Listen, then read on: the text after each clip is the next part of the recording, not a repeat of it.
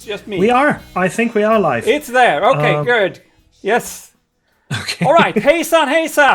Welcome to this technically advanced podcast that usually we talk without being seen. But today we will be seen, I hope. Yeah, let's... That was your cue to introduce yourself, Andras. But okay, you're busy with just the a second. technical things. I'm busy with the technical things. So this is episode 1,000. This is what I call it, 1,000. And I think I never thought we would last this long, but apparently we did because we never give up. We started in 2015. I think it was the 18th of November. The first the episode 1 went online, and I believe we interviewed Gábor Raško, who at the time was president of Eggo, the European Council of Skeptical Organizations. He's a Hungarian, friend of Andras and of me, of course. Now, then. So you gave us a pretty good historical overview of how it all started and what happened since. But shall we, before we introduce our guests, shall we do the regular introduction of the show? I think we should. So this is what you're listening to, which is the European Skeptics podcast, an independent weekly show set out to bring in news, interesting topics, and interviews of people mostly from Europe, building bridges and breaking down language barriers to show the world how active and awesome the skeptical movement is in the region. This is episode 500, or as Pontus says it, 5,000.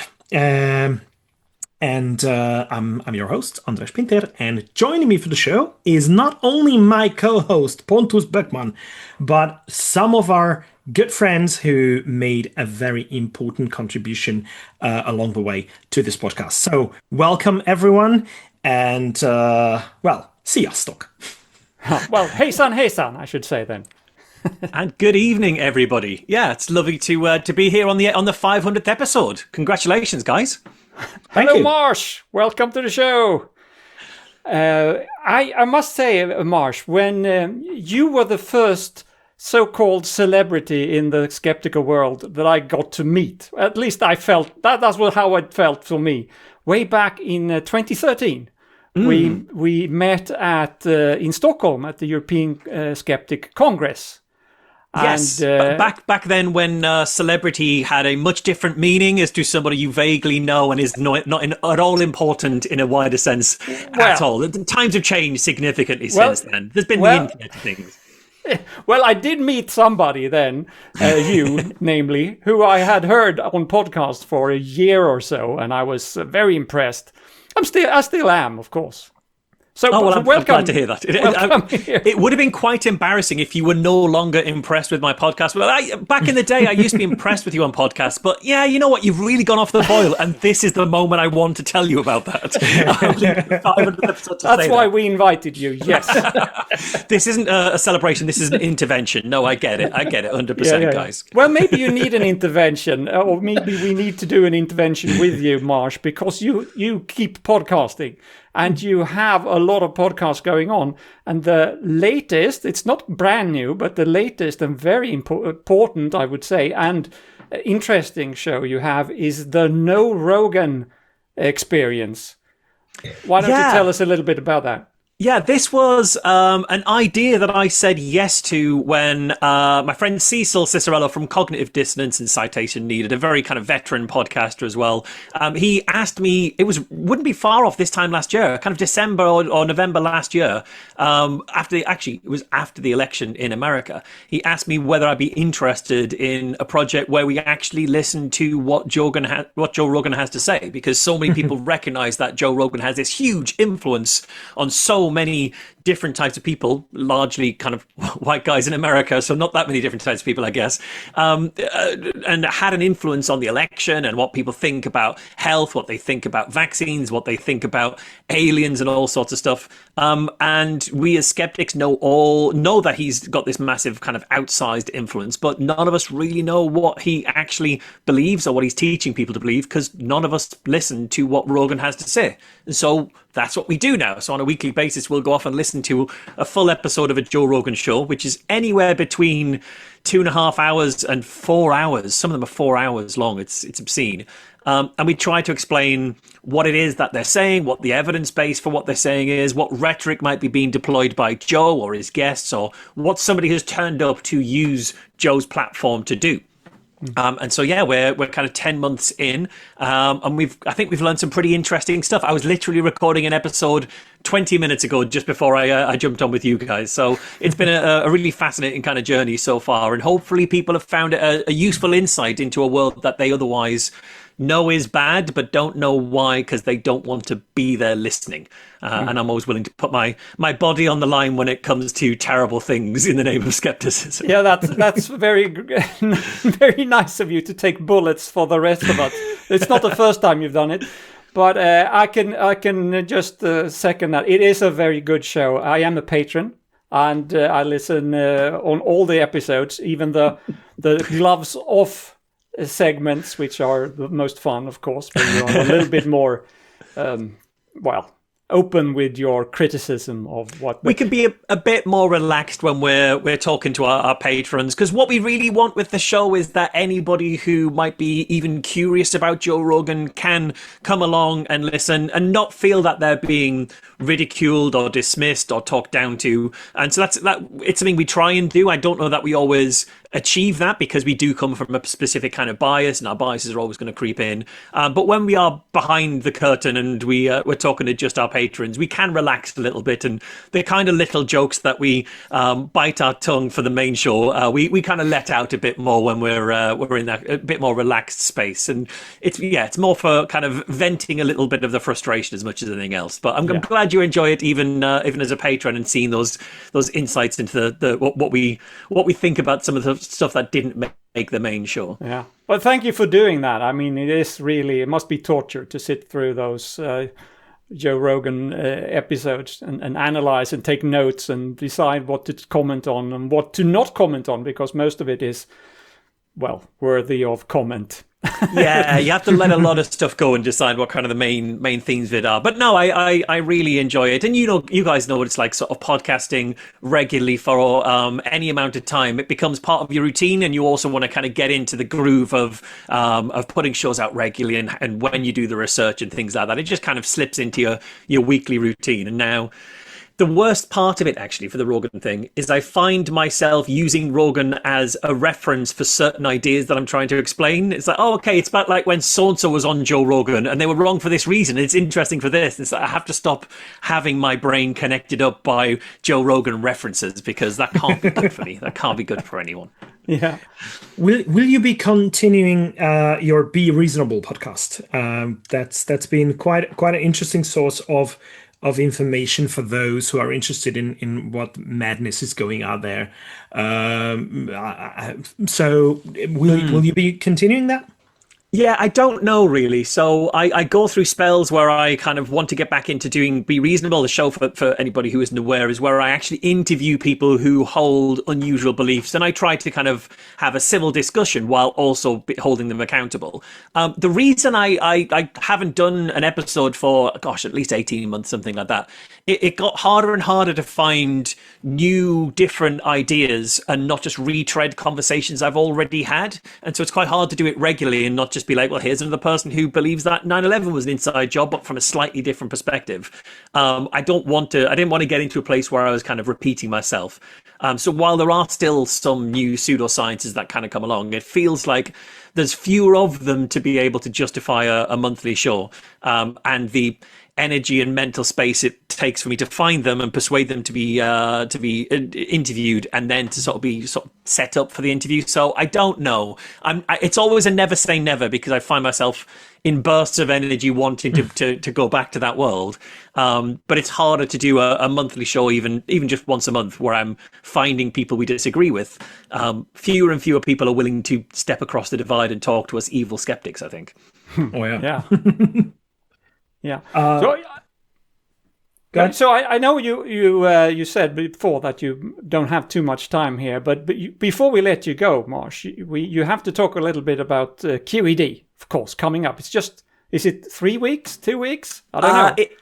It is. It's the 25th, so it is less than 3 weeks, which is soon. It is very soon. You guys are going to be doing a live show at QED. It's like we only just missed. We're only just out. It would almost have been your 500th show at QED, but it's 502, which is just as interesting a number. If we don't believe in kind of base 10 or base 100, that there may be some base somewhere. Base 251. It's only 2 in base 251, so it is special for that reason. But yeah, you're going to be doing a live show at QED. There's going to be lots of interesting stuff going on at QED. I'm going to be doing a live Skeptics with a K and a live No Rogan. I'm going to be doing a talk on the main stage as well, which I know Chris French, who's already here as well. He's already seen my talk that I'm going to be doing at QED. And we've got so many other interesting people coming in to do all sorts of stuff. And there's a few things we still haven't announced that we've got lined up. So yeah, it's our last QED, and we're hoping it will be the best. We're hoping it'll be a one that everybody is excited for, and we all have a lovely time. We always love to bring the skeptical community from across the world together for this odd weekend in Manchester, where we inhabit a hotel for 3 days straight and nobody sees the sun for 3 days. Not just because we're not leaving the hotel, also because it's Manchester in October, so there isn't a sun for 3 days anyway. But yeah, it just becomes this other kind of otherworldly place where it's just about kind of the skeptical community and meeting people and learning things and having a good, interesting time. And hopefully everybody who's coming to QED will have the same experience. And anyone who isn't can join in online by getting one of our streaming tickets and see everything that's happening across the weekend on a streaming ticket there as well. So yeah, I'm looking forward to seeing you guys there. I think everybody who's in the room right now is going to be at QED, in fact. So it'll be great to see everybody there. Yeah, it will be great, and I will look forward to when you're very beat and tired and drunk at the end of Sunday. I look forward to try to beat you in pool, as I usually try. Yeah, the annual tradition. Yeah, absolutely. No, I'm looking forward to it. It should be excellent. And in many ways, so here's a question I had for you guys.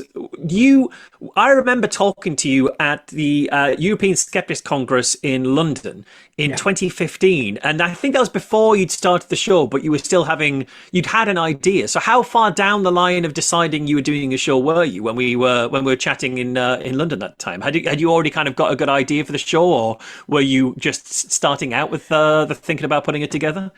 I think the reason why we started chatting about it with you and among ourselves, with Jelena and Pontus, was exactly that it came about at the European Skeptics Congress. So the whole idea came up because we had been following lots of skeptical podcasts by then, and that feeling that we have all the English-speaking podcasts that are focusing on the Anglo-Saxon world, we should probably shift towards showing things that are happening in other countries as well, because the UK and the United States were both very well covered in that sense, but not other countries. And we saw that it's a language barrier mostly that results in not having enough information on what's going on in other countries. And we wanted to overcome that. So because we speak all the languages, of course. No, we don't. We speak some, but obviously it's a hell of a lot of work to try to put together everything for even a single show, because we don't necessarily have the access to all the news, and this is why it's become a bit of a community effort as well, because people tend to send things our way that we otherwise don't necessarily come across. So that is something that we appreciate very much, and we really hope, and that's been the feedback so far, that the community themselves, they appreciate that too. Yeah, well, I think it's great. I completely agree that skepticism is often too dominated by English language, because there is a shared language between England, Australia, America.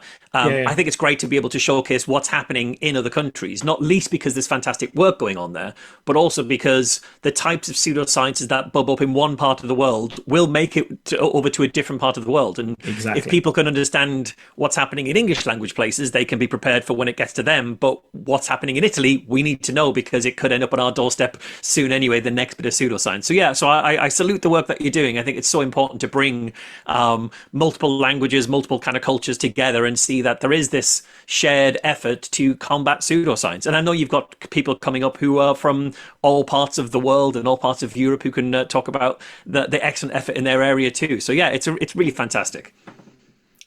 Yeah, and we have for that reason, we are very happy to finish the lineup of our guests with Richard Saunders towards the end of this live stream, because he was probably the one before us who made the most effort into bringing people from all kinds of all parts of the world together, because he's just very good at giving platform to everyone from the community. So we wanted to follow up on that, and just make it a thing that we are European.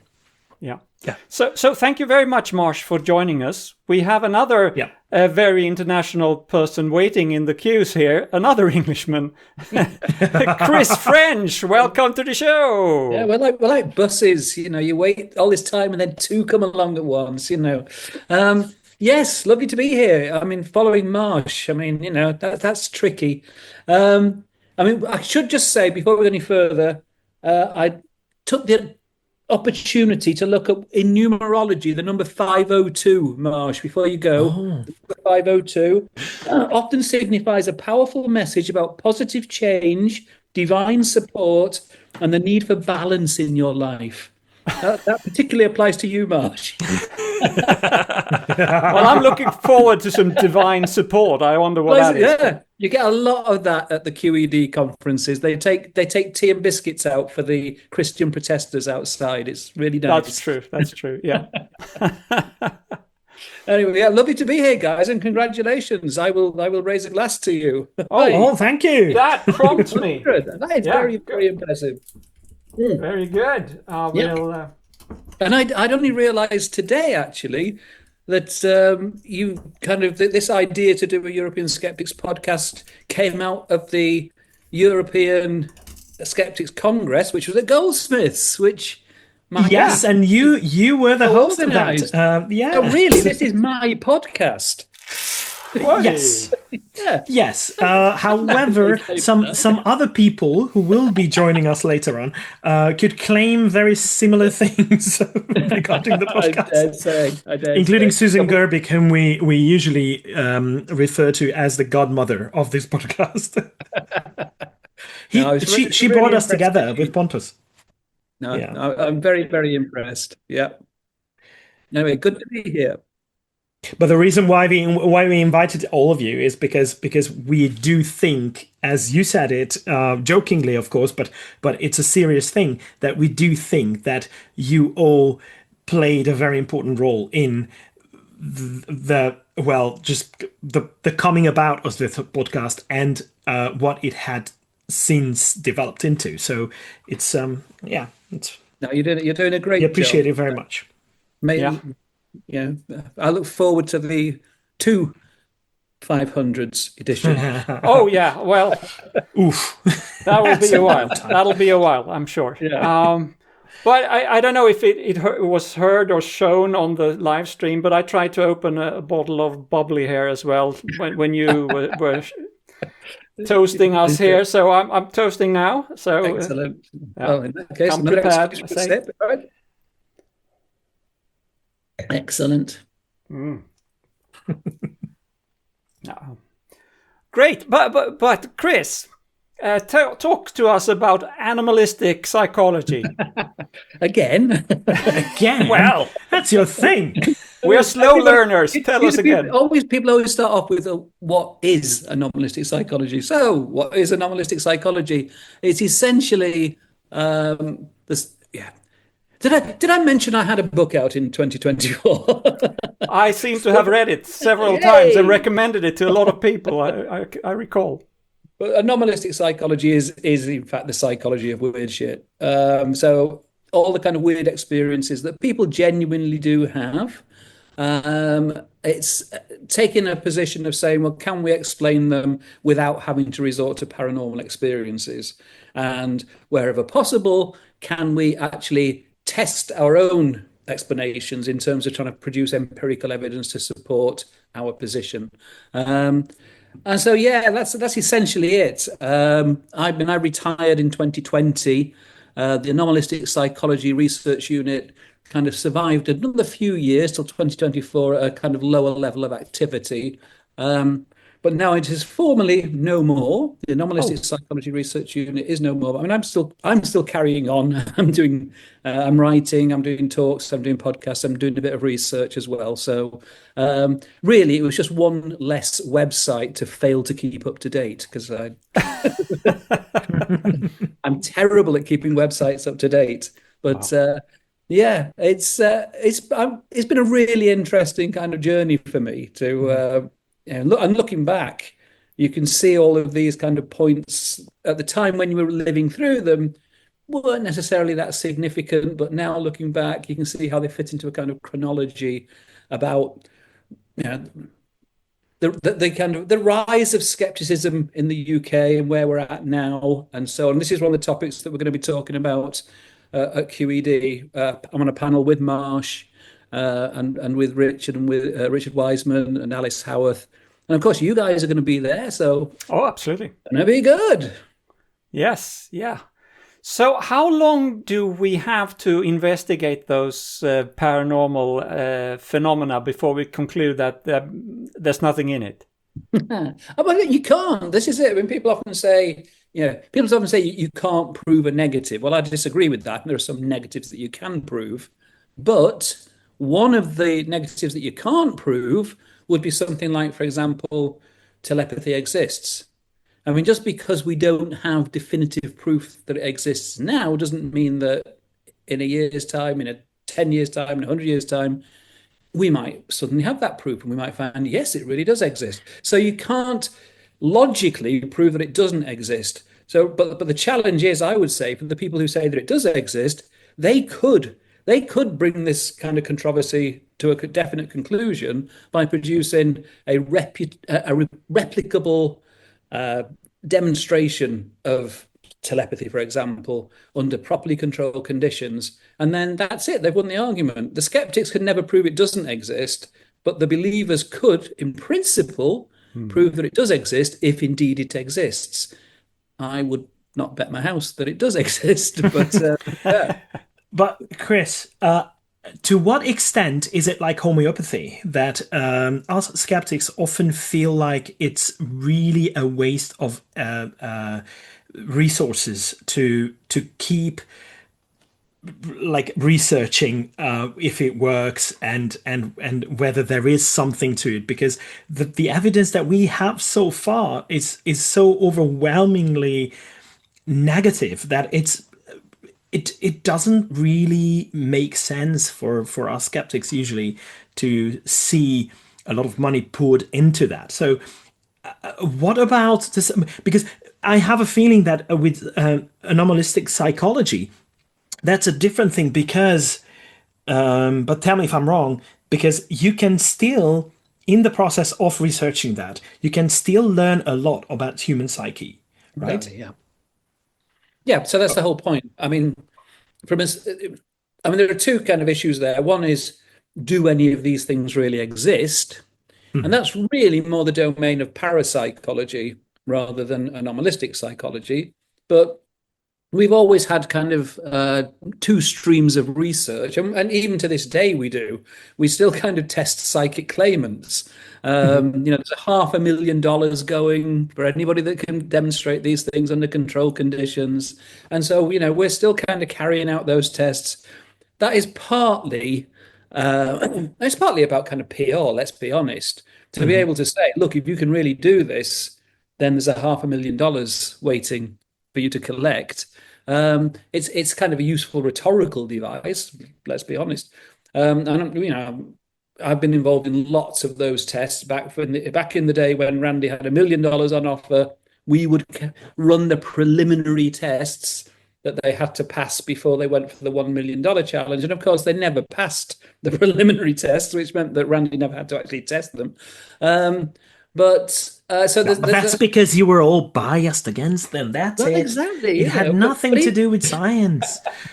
But I mean, it's if you're not open to actually testing it, then you get accused of, you won't test it because you're frightened to test it, because you know that if you did, you'd be shown to be the fools that all of you skeptics are.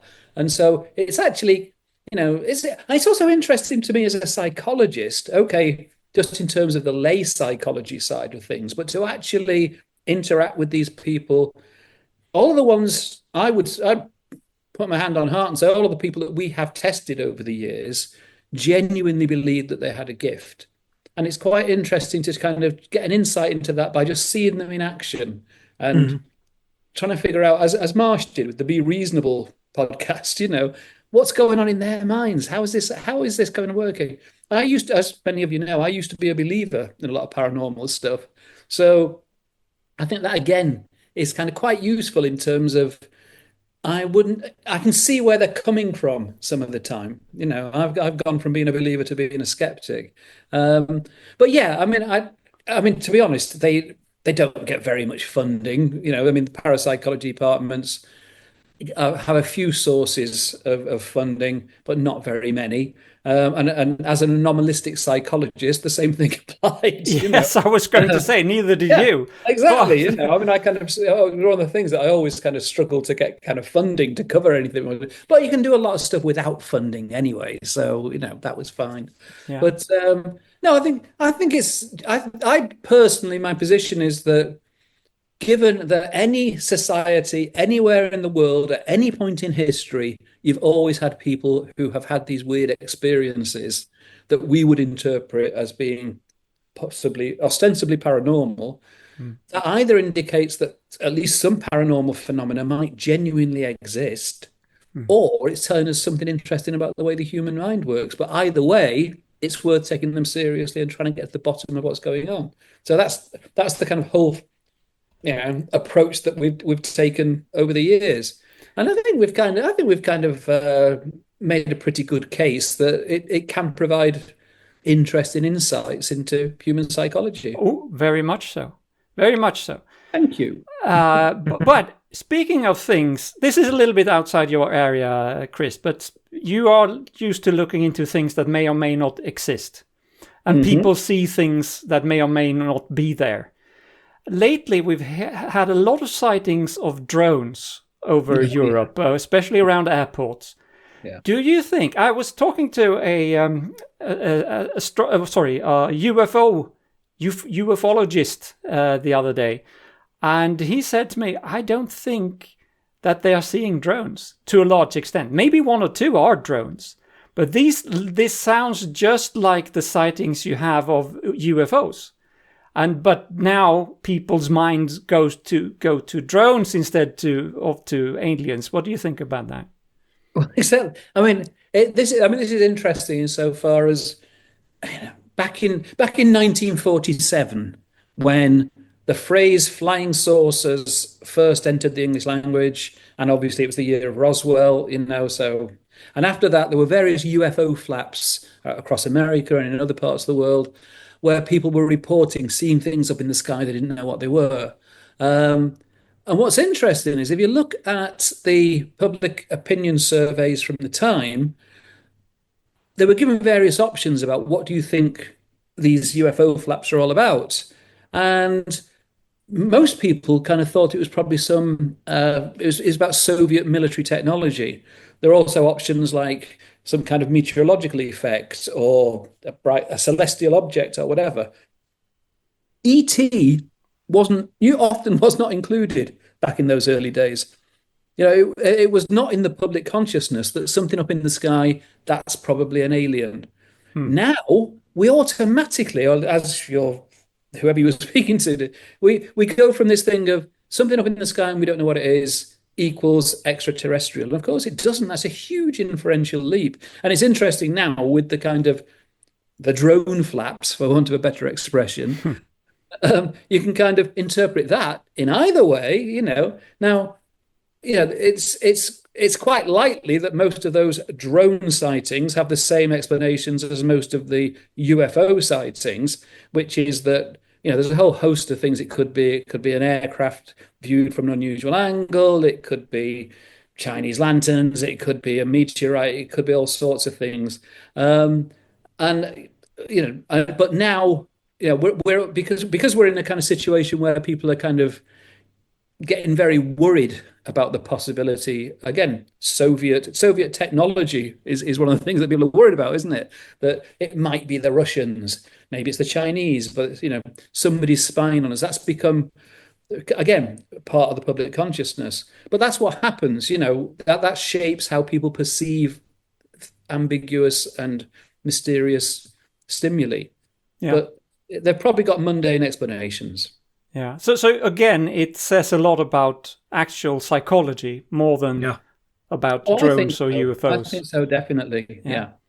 I mean, obviously, I'm sure you're aware. Mick West is kind of one of the people I turn to on these occasions. He seems to know what he's talking about. That man. Yeah. I mean, I'm trying to actually get a conspiracy theory going that there's more than one Michael Marshall.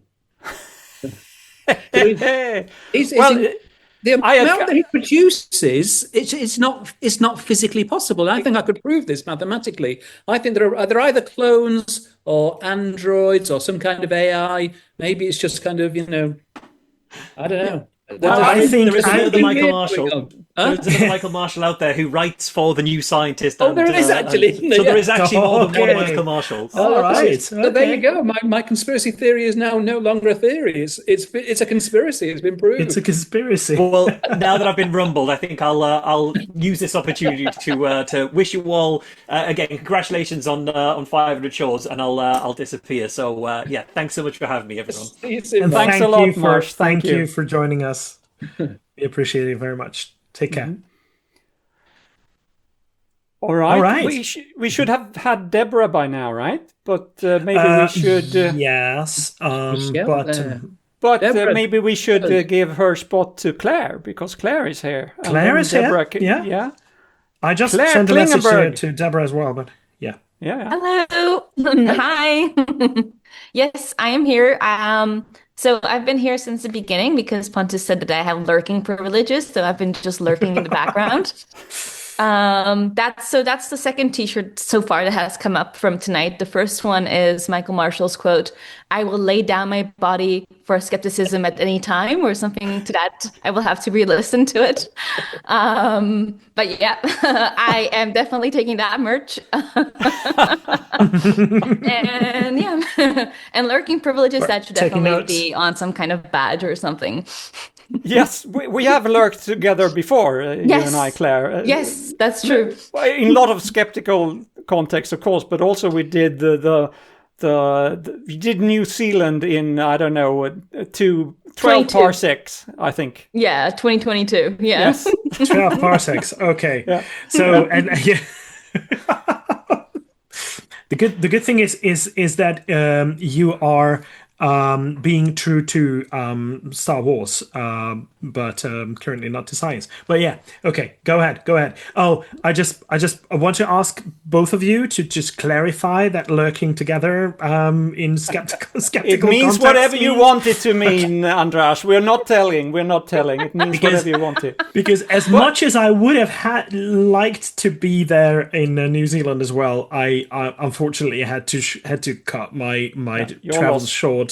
Yeah, but that ended up with me traveling a lot there, but not as much as when I was going outward to Sydney. But that's for another episode. I think you can listen back Exactly. from where we talked about that. So, Claire, what have you been up to? Maybe we should introduce Claire a little bit first, because we just jumped in and assumed everybody knew who you are, and of course a lot of people do know who you are. But maybe you should give us the background yourself, from the Czech Skeptics, from being president of Eggo, and whatever else you want to mention. So I've been somewhat active in the skeptic movement since about 2013.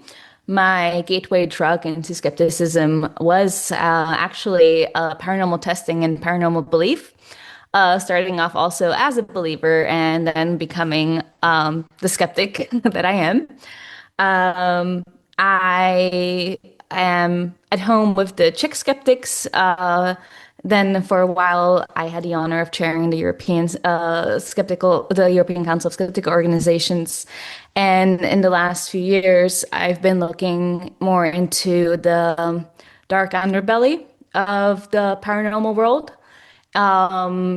So that's kind of the little because we got homework for this 500 episode, and that was to talk about a thing in the last 10 years that has either brought us joy or made us very upset. And I think I found a thing that's kind of both. You know how in TV shows every season gets darker and darker and more twisted? So I have noticed that kind of being within the skeptic and paranormal world, parallel to that, because I think a lot of us do start off from like the fluffy side of skepticism, of like What the would that things be? well, that would be the paranormal stuff, the homeopathy stuff, the Okay. kind Okay. of this kind of level. And the longer we are there, especially if you guys have noticed a shift around 2011, 2012 of the woo esoteric conspiracy spiritual community getting more aggressive, more vicious, more or less hippy dippy and more into the more nasty kind of stuff. There's been an interesting kind of combination rising between the conspiracy theorists and the woo community, that we even talk about so-called conspirituality as a thing now.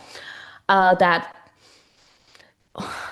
wasn't really a thing in the early 2000s, early 2010s that heavily as it is. And of course, COVID was a huge catalyst for all of that.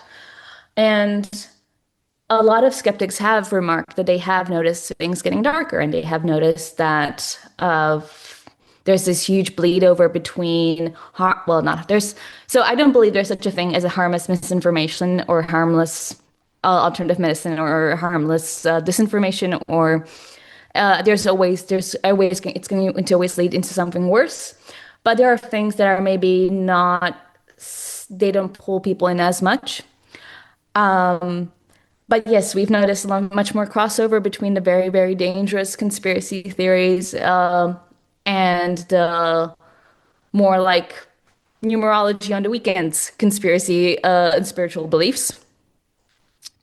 And so I've been kind of interested in looking into where all of that is coming from and looking into, especially thanks to the Trump presidency, into the rise of the alt-right in the US, and how heavily that community is susceptible to multi-level marketing, how heavily that community is susceptible to conspiracies, but also instant spirituality, even though they usually do tend to be on the evangelical Christian a belief side, they do have a lot of instant spirituality beliefs. And so, yeah, that's kind of been my focus the last few years. I kind of got into that through the focus on women in these circles and how there's a rise of women actively fighting against their own interests within the whole trad wives community, or the let's, take away our own right to vote communities. And now, especially, that's so visible with Erica Kirk, her being like the perfect example of the culmination of that. So yeah, that's kind of been where I've been at. It's been a really dark place.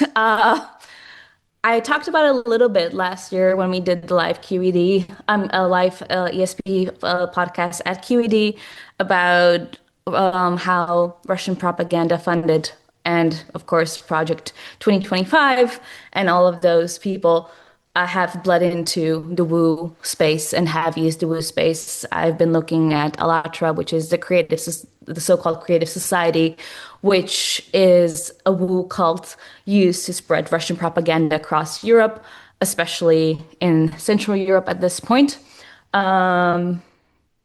So it's been a very odd and interesting journey.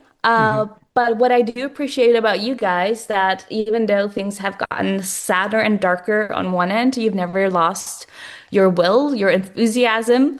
You are still here weekly doing the show and bringing people the good news of skeptical victories and inspirational quotes, and making sure that we all know that there is a community and that there are people that are here to support us. And I would say it's a complementary thing with what QED does once a year to what you do on a weekly basis, of keeping the community alive and showing that it's really easy to find friends or support within the skeptic community, that all you kind of need to do is reach out, and there will be definitely people who will come and grab your hand, with consent, of course.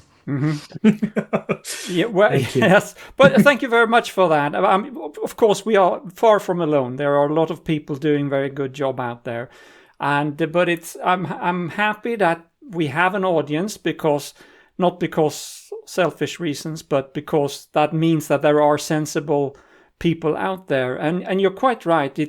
A lot of us, and me included, started out as, even before you really knew what skepticism was. It was ha ha ha, isn't it funny what crazy things people believe in.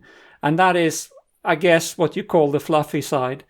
And then seeing how harmful it is and how it leads to worse and worse things. So I'm glad I poured myself a glass of bubbly here, because I need to pick myself up a little bit. But we interviewed, was it a month ago? We interviewed Klaus Larsen and Sten Svanholm on the show, and they talked about how they have studied and discussed with these 9/11 truthers for 15 years, and categorized different arguments into different things, and found different ways of putting sort of labels. I mean, everybody is unique, but you can see things come again and again. So you can see certain types of truthers, and how that actually leads into terrorism in very exceptional cases, but it can do that. And so it's not just the fluff. It's also very, very serious, and we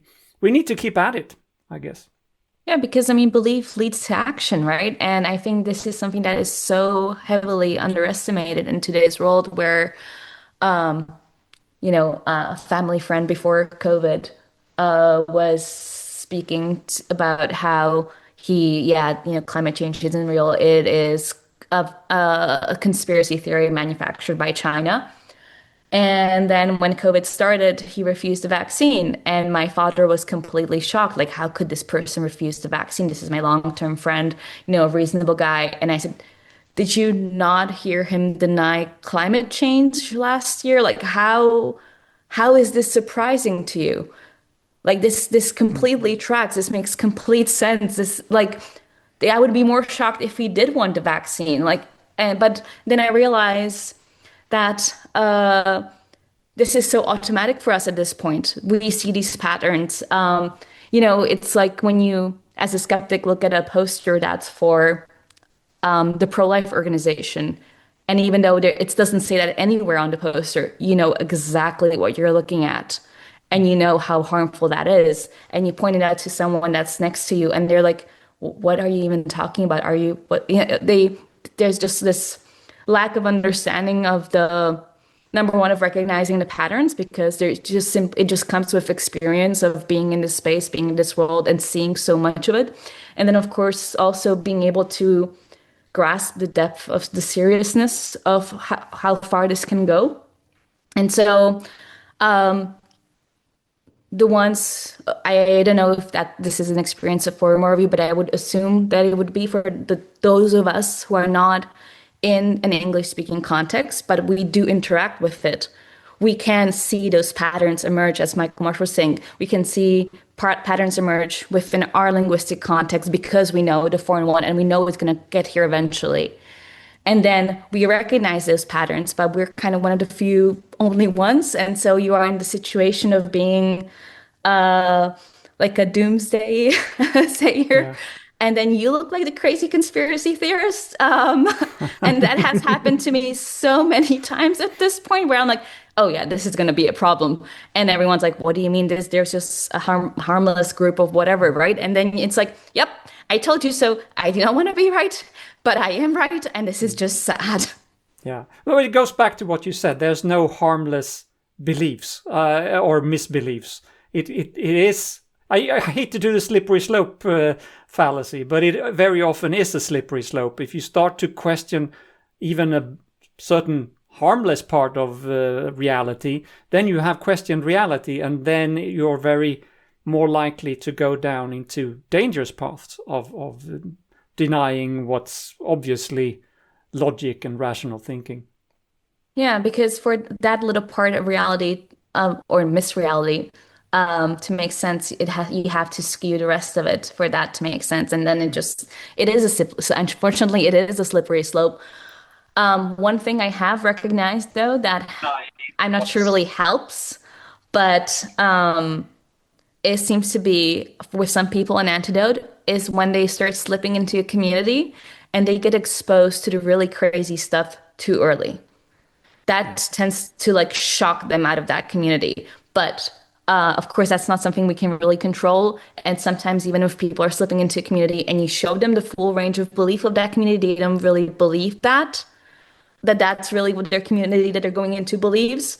So it's not a foolproof method, but it has been an interesting little thing because we talk a lot about pre-bunking. But this is kind of a version of it where we say, okay, well, just so you know, this is part of the package also. I have not done that personally to anyone, but I have seen various success stories of people reporting that has been the thing that has stopped them from going into 9/11 truthers or into pure anti-vax movements, just from a vaccine hesitancy standpoint of being confused about, like, I don't know, as a new parent, which way I'm supposed to turn because everyone's telling me something different. Very sobering thoughts. Oh, yeah.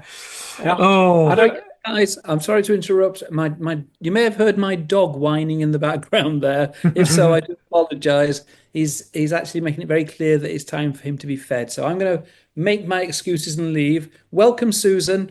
nice to see you. Sorry I can't stay online, but I've got to go. I'll try and get in touch with Deborah and see where she is. Okay. Okay. Thank you. Thanks, Chris, for being here. Thanks for joining us. Congratulations again. See you. Thank you. See you soon. Yeah. And Susan Gerbic. And Susan Gerbic is here all the way from Salinas, California, right? That's Must be in the middle of the night. No, it's not. No. It's in the middle of the day. Confused. I don't even know what time it is. It's about 11 a.m. Time to wake up then. Okay. Yeah.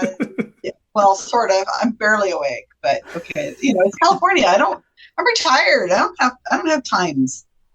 So good to see you guys. Yeah, welcome. So good to see you, godmother of the podcast.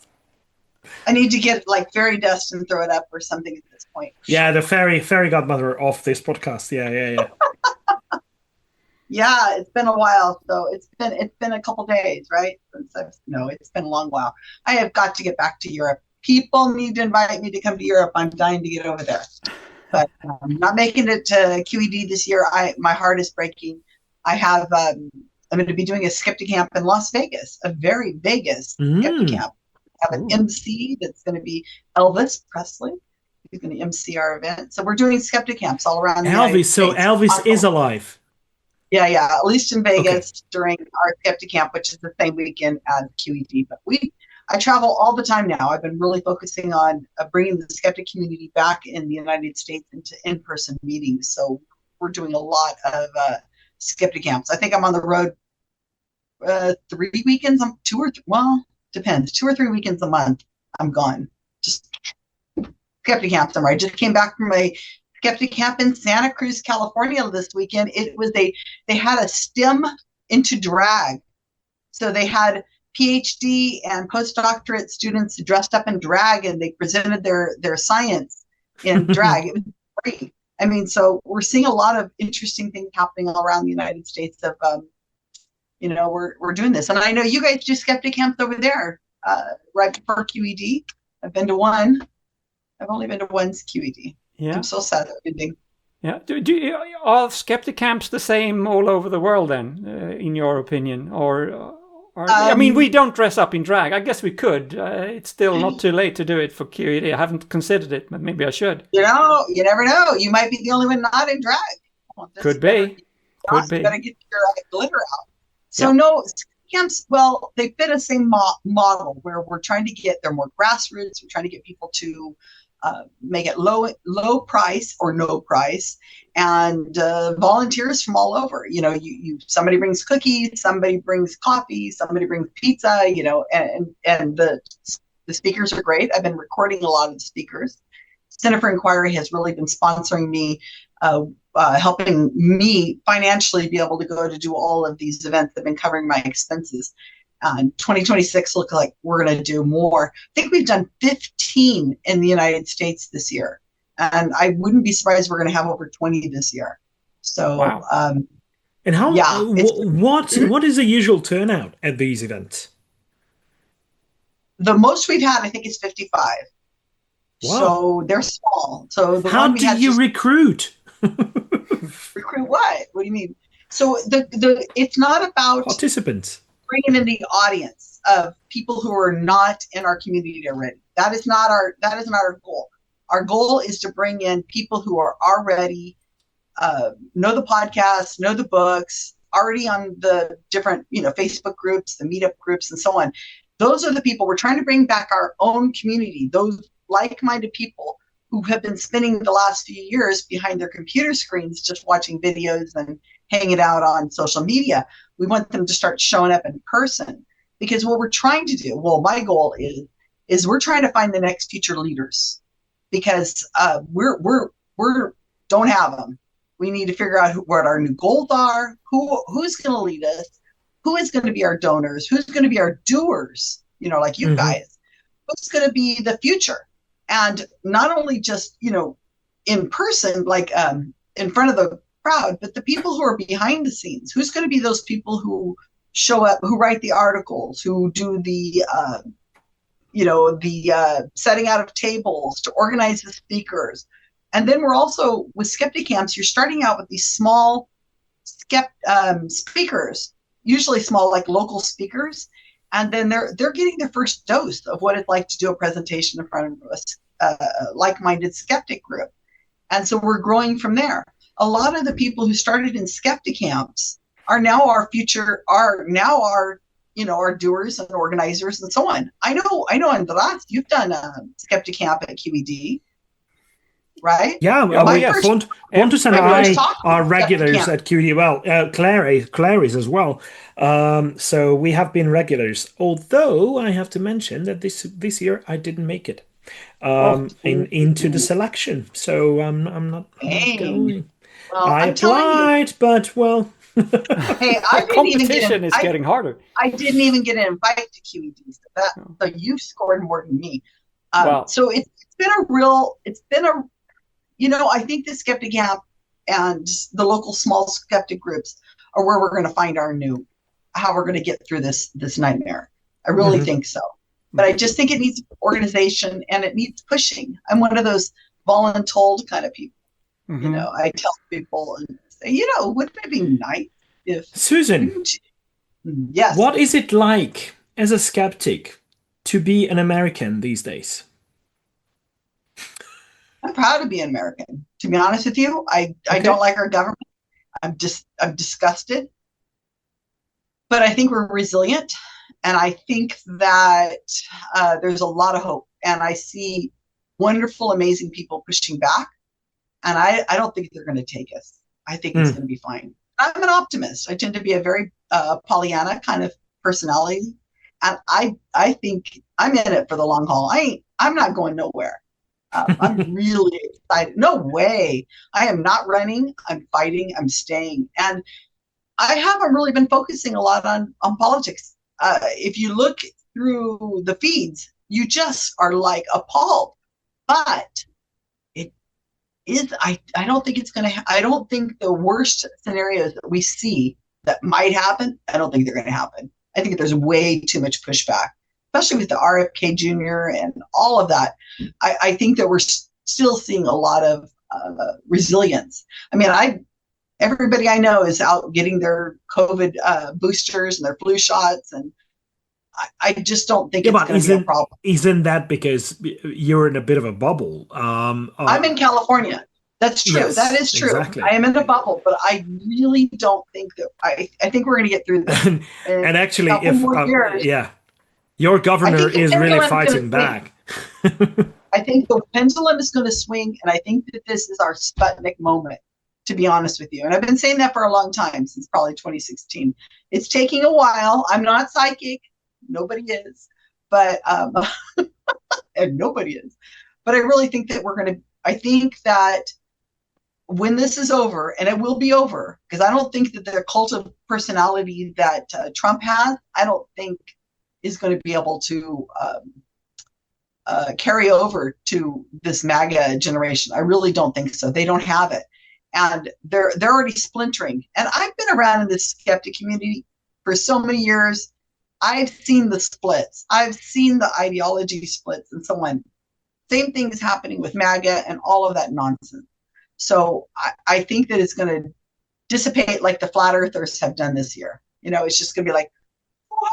Flat Earth community anymore. It's great to hear you speak about that like that. But one of our listeners, Tyler, he says, I'm in Florida. I disagree. Keep your passport up to date. So apparently, depending on what part of the country you are, that's true. I'm in California. The general vibe seems very different. But I travel all the time. I mean, I was in North Carolina and St. Louis, Missouri. I was in Seattle. I've been all over the place. And so I just think that people are more alike than we are different. And I think that we're going to come through this. But, you didn't have me on the show to talk about I hope you'll be right. Did you? Come on now. I wanted to talk about the origins of the podcast and how amazing the work you guys have been doing. I want somebody to share that picture. I can't share it. I can send it to you, but I mean, the picture of you two meeting, that's got to be here. That's historical. A historical picture. Yes, of course. Yes. You know what would be a historical picture? Pontus in drag, and apparently, hysterical. Apparently, your daughter Frida is listening, and she says, "If you need someone to do your drag makeup, I volunteer." So, yeah, okay. Everyone can read it. It's up there. So thanks, Frida. Okay, Frida, don't call me. I'll call you. So, well, that getting to youth is important, and that is one of the areas we've really got to focus on. More women in skepticism, which is indeed leaps and bounds from where I started. I mean, when I started out in 2000-ish, it was very, very, very few women. Now, a lot of the women are leading the organizations. I mean, Claire was in charge of the ECSO. I run About Time Project, the most powerful project out there going on in organized skepticism today, the Girl Skepticism on Wikipedia. Bar none, we are the most influential group out there of organized science activism in our community. The the Australian Skeptics are run by Jessica. She's the CFI is run by Robin Blumner. We have females everywhere in charge and organizing, and it's been wonderful. Now we got to get more youth and and people of color. I mean, it's a focus. So there you go. I just sent you the picture on Andras. Show it. I put it in Facebook Messenger. Can you show it? Just a second. So I'm going to set this up. So I think Mark Edward and my son Sterling went to QED, and I was there, and this is 2014, and I get out of the taxi, I walk out, and here comes Andras, who was one of my GSOW editors, and the other side of me comes Pontus, and they come over and they're like, hey, whatever you're saying, man, I don't remember. That was 2014. And so I said, look, let's go. I think there's a McDonald's across the street. Let's go to McDonald's so I can have a minute and sit down. And I mean, I just got off the plane practically. There you guys are. I practically got off the plane and I said, Pontus, this is Andras, Pontus. Let's solve all the world's problems right here at this table. I said that, and I took that with you too. And that was a first step. Well, it didn't take long. And then Jelena was there at the conference as well. And she showed up. She's like, oh, what is this? She was so excited to meet Nathan Phelps, who was there from That's right. Yes. And he was there, and Mark Edward was there, and we had a blast. Paul Zanon. I just did a video for my YouTube channel. That was a QED where Dalek was featured as well. Yeah. So Paul Zanon was driving it around. That was I didn't brilliant. know he was in it. He's too tall. How does he fit in that darn thing? So, they had the top off, so you could see him. So look at us back then, thinking we could take on the world and save it. And look at you with your chemtrail shirt on. Pontus's hair had still color, and I still used to have hair. So hey, gray is a color. I have gray hair. That is a color. Thank you very much. Gray. It's more like white, but that's very fitting for the fairy godmother of the podcast. I had just finished chemo in 2014, and so my hair. I was looking at the pictures before I came on the show. My hair was like little tiny hair when I went to QED in 2014, and I barely cut it since then. Would you believe it? Mm-hmm. And look at me. I'm here, 2025. Fine. Went through all Western chemo, no Reiki, no homeopathy, no nothing. Unless somebody was doing it and I wasn't nothing aware on the of side. I drink a lot of water. I must have had some homeopathy. That was me. Yeah. No, I'm okay. Fine, so Susan, you mentioned the importance of having women as leaders of this movement, and we have someone waiting in the background at the moment who is a great example of that, because she used to be the editor-in-chief of the Skeptic magazine, I love Deborah Hyde. she's been amazing in spreading the word about all kinds of interesting topics like werewolves and vampires. So Deborah Hyde, welcome, Deborah. Hi, it's great to be here. Can you see me? Unfortunately not. It's very dark. I mean, it's very fitting to the topics that I just mentioned, but we would very much like to see you. So let's give it a try. Well, there we go. I haven't seen her in ages. Can you switch that on? Because I'm not sitting here in a cave. Can you hear me? Yeah, yes, we can hear you. Absolutely. Okay. Yes. All right, let's try one more thing. Oh, there you are. There you are. Deborah Hyde, everyone. Hey guys, how you doing? Good to see you. Happy belated birthday to you, Deborah. Thank you very much. Indeed. I was very flattered to be invited, but it was in London and I was not. So I couldn't make it. I understood it would be quite a bus ride, but I wanted to make you realise that you were invited. Yes, thank you very much. So did you have a good time? Yeah, it was fantastic. It was really, really nice. Yeah, it was fantastic. Wasn't the fancy dress, everybody dressing up like vampires and werewolves and things? That's an idea for next year. Yes, right. Yeah. Do werewolves dress up? Well, well, if you're a human pretending to be a werewolf, you have to dress up. Ah, okay. In Yeah, the okay, manner sorry. of speaking, I guess wearing a fur coat is kind of dressing up, isn't it? So, Yeah, okay. Okay, great. So you, of course, Deborah, are an expert, or you are an expert on all kinds of folklore, mostly creepy stuff. yeah. Yeah. So if people don't know exactly that, why? Why? I think that it's a bit different now. I mean, there are a lot of people who have come into the field, and people like Chris French have sort of made studying the weird stuff respectable. People like Chris French and Sue Blackmore and Richard Wiseman and all that kind of thing. But when I was growing up, I was just incredibly interested in it, but I think people thought it was frivolous, and that religion was incredibly respectable and that you could do a degree in religion, but that superstition was for silly people. And I was fascinated, and I started out knowing that there must be something that kind of unite these various things. And I didn't know what it was, and it's kind of like a life's work, I suppose, to try and find out what it is, and to realise that it is a respectable line of inquiry, and it shines a light onto us as human beings. Yeah, I mean, there are no cultures, I think, that haven't had any kind of that kind of. You imagine people coming back or transforming into different shapes. That must be a universal thing. That's just human.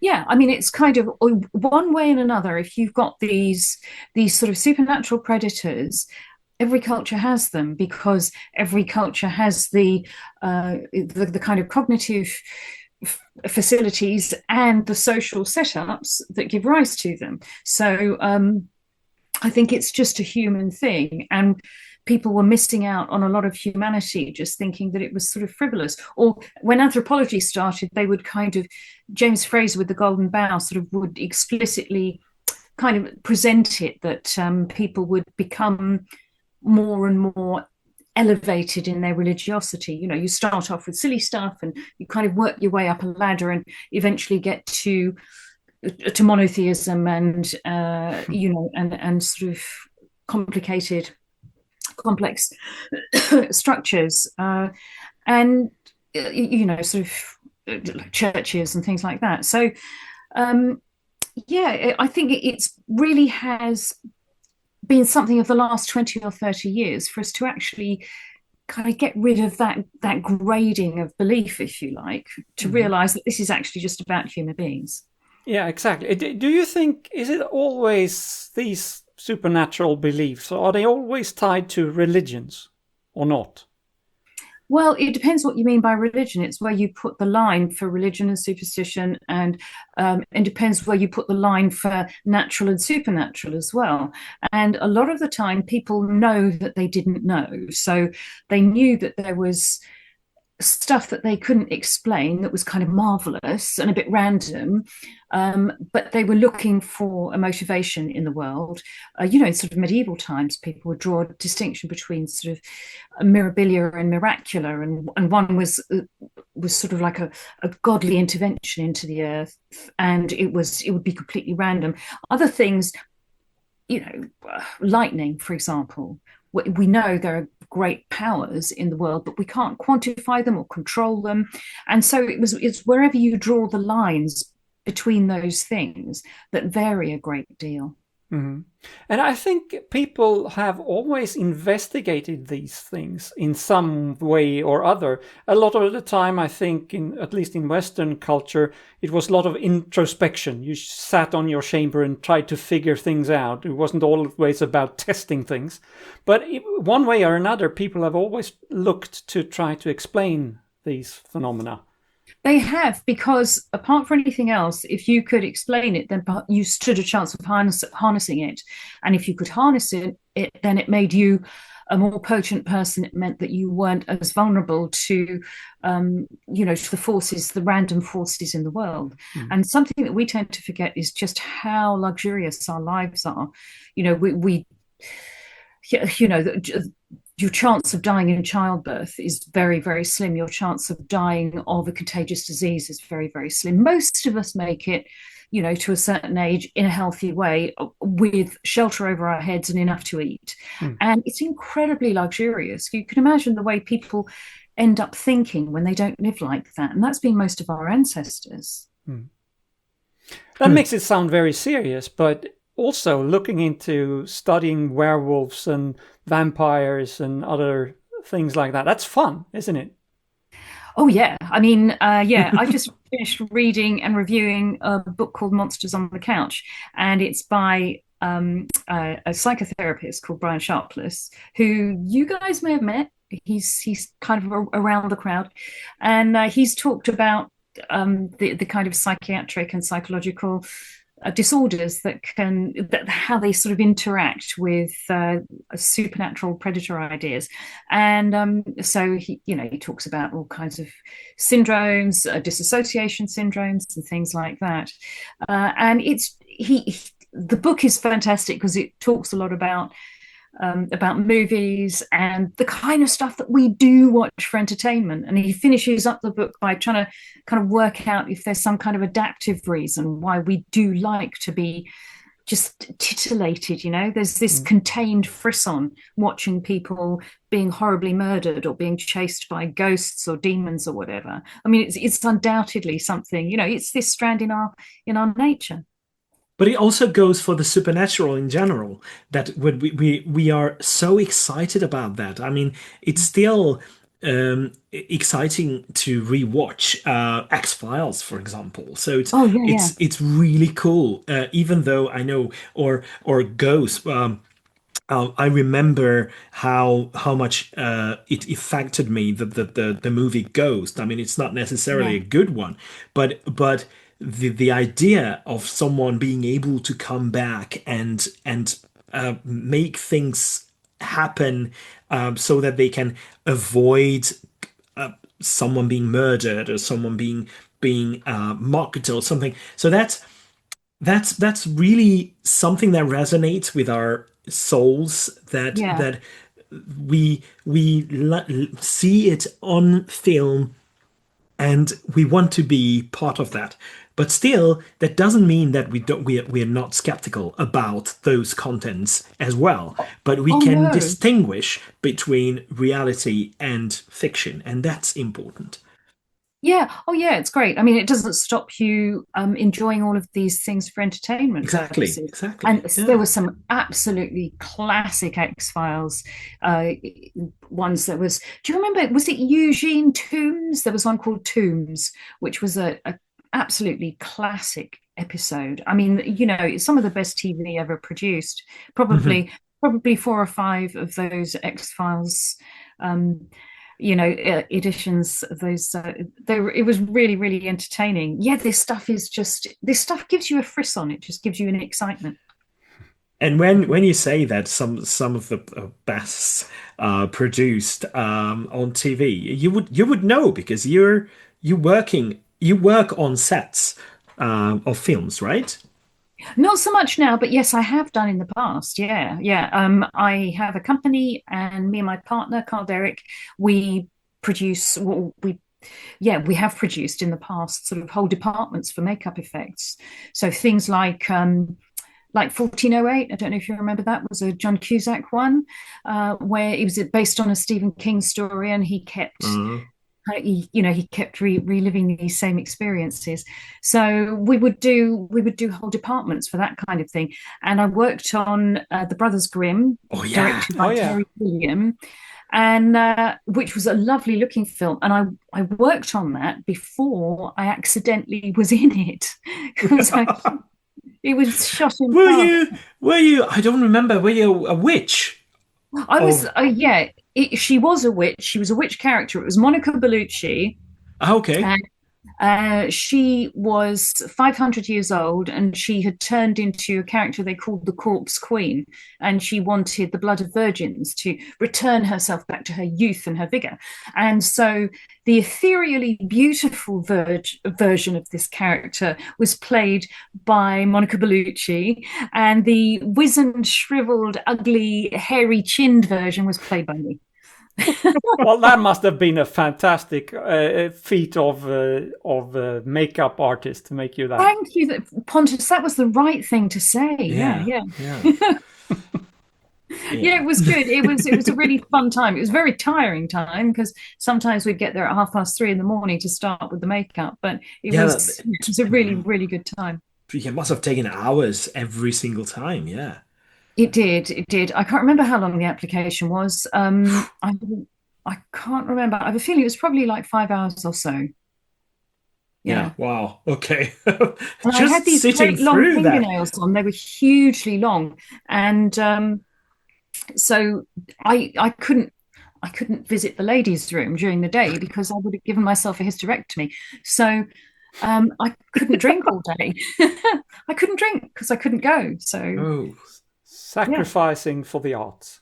Yeah, oh yeah. But the end result was amazing. Have you always been skeptical of werewolves and things, or have you? Was there a past when you were young where you actually believed in these things? I didn't believe in those kinds of things, but I did wonder about ghosts and poltergeists, and I just had the fear of God in me with these things. I was very, very scared. And I was mildly religious, in the way that you are when you kind of grow up going to church every so often. And I suppose it started, in my teens or so, but I gradually grew out of any kind of belief, but I was still very interested in the subject. I still thought the subject was very, just interesting, just fascinating. I thought religion was fascinating. My favourite subject at school was comparative religion, and we had a very gifted teacher. She was a wonderful woman, Miss McNear, and she had very hairy legs. Ooh, so like a werewolf. Random fact, yeah. Yeah, it looked like she was smuggling hamsters in her tights. That's a scary thought. Yeah, but she was a very gifted teacher, and so just the idea of the ideas of what people believed were incredibly fascinating to me.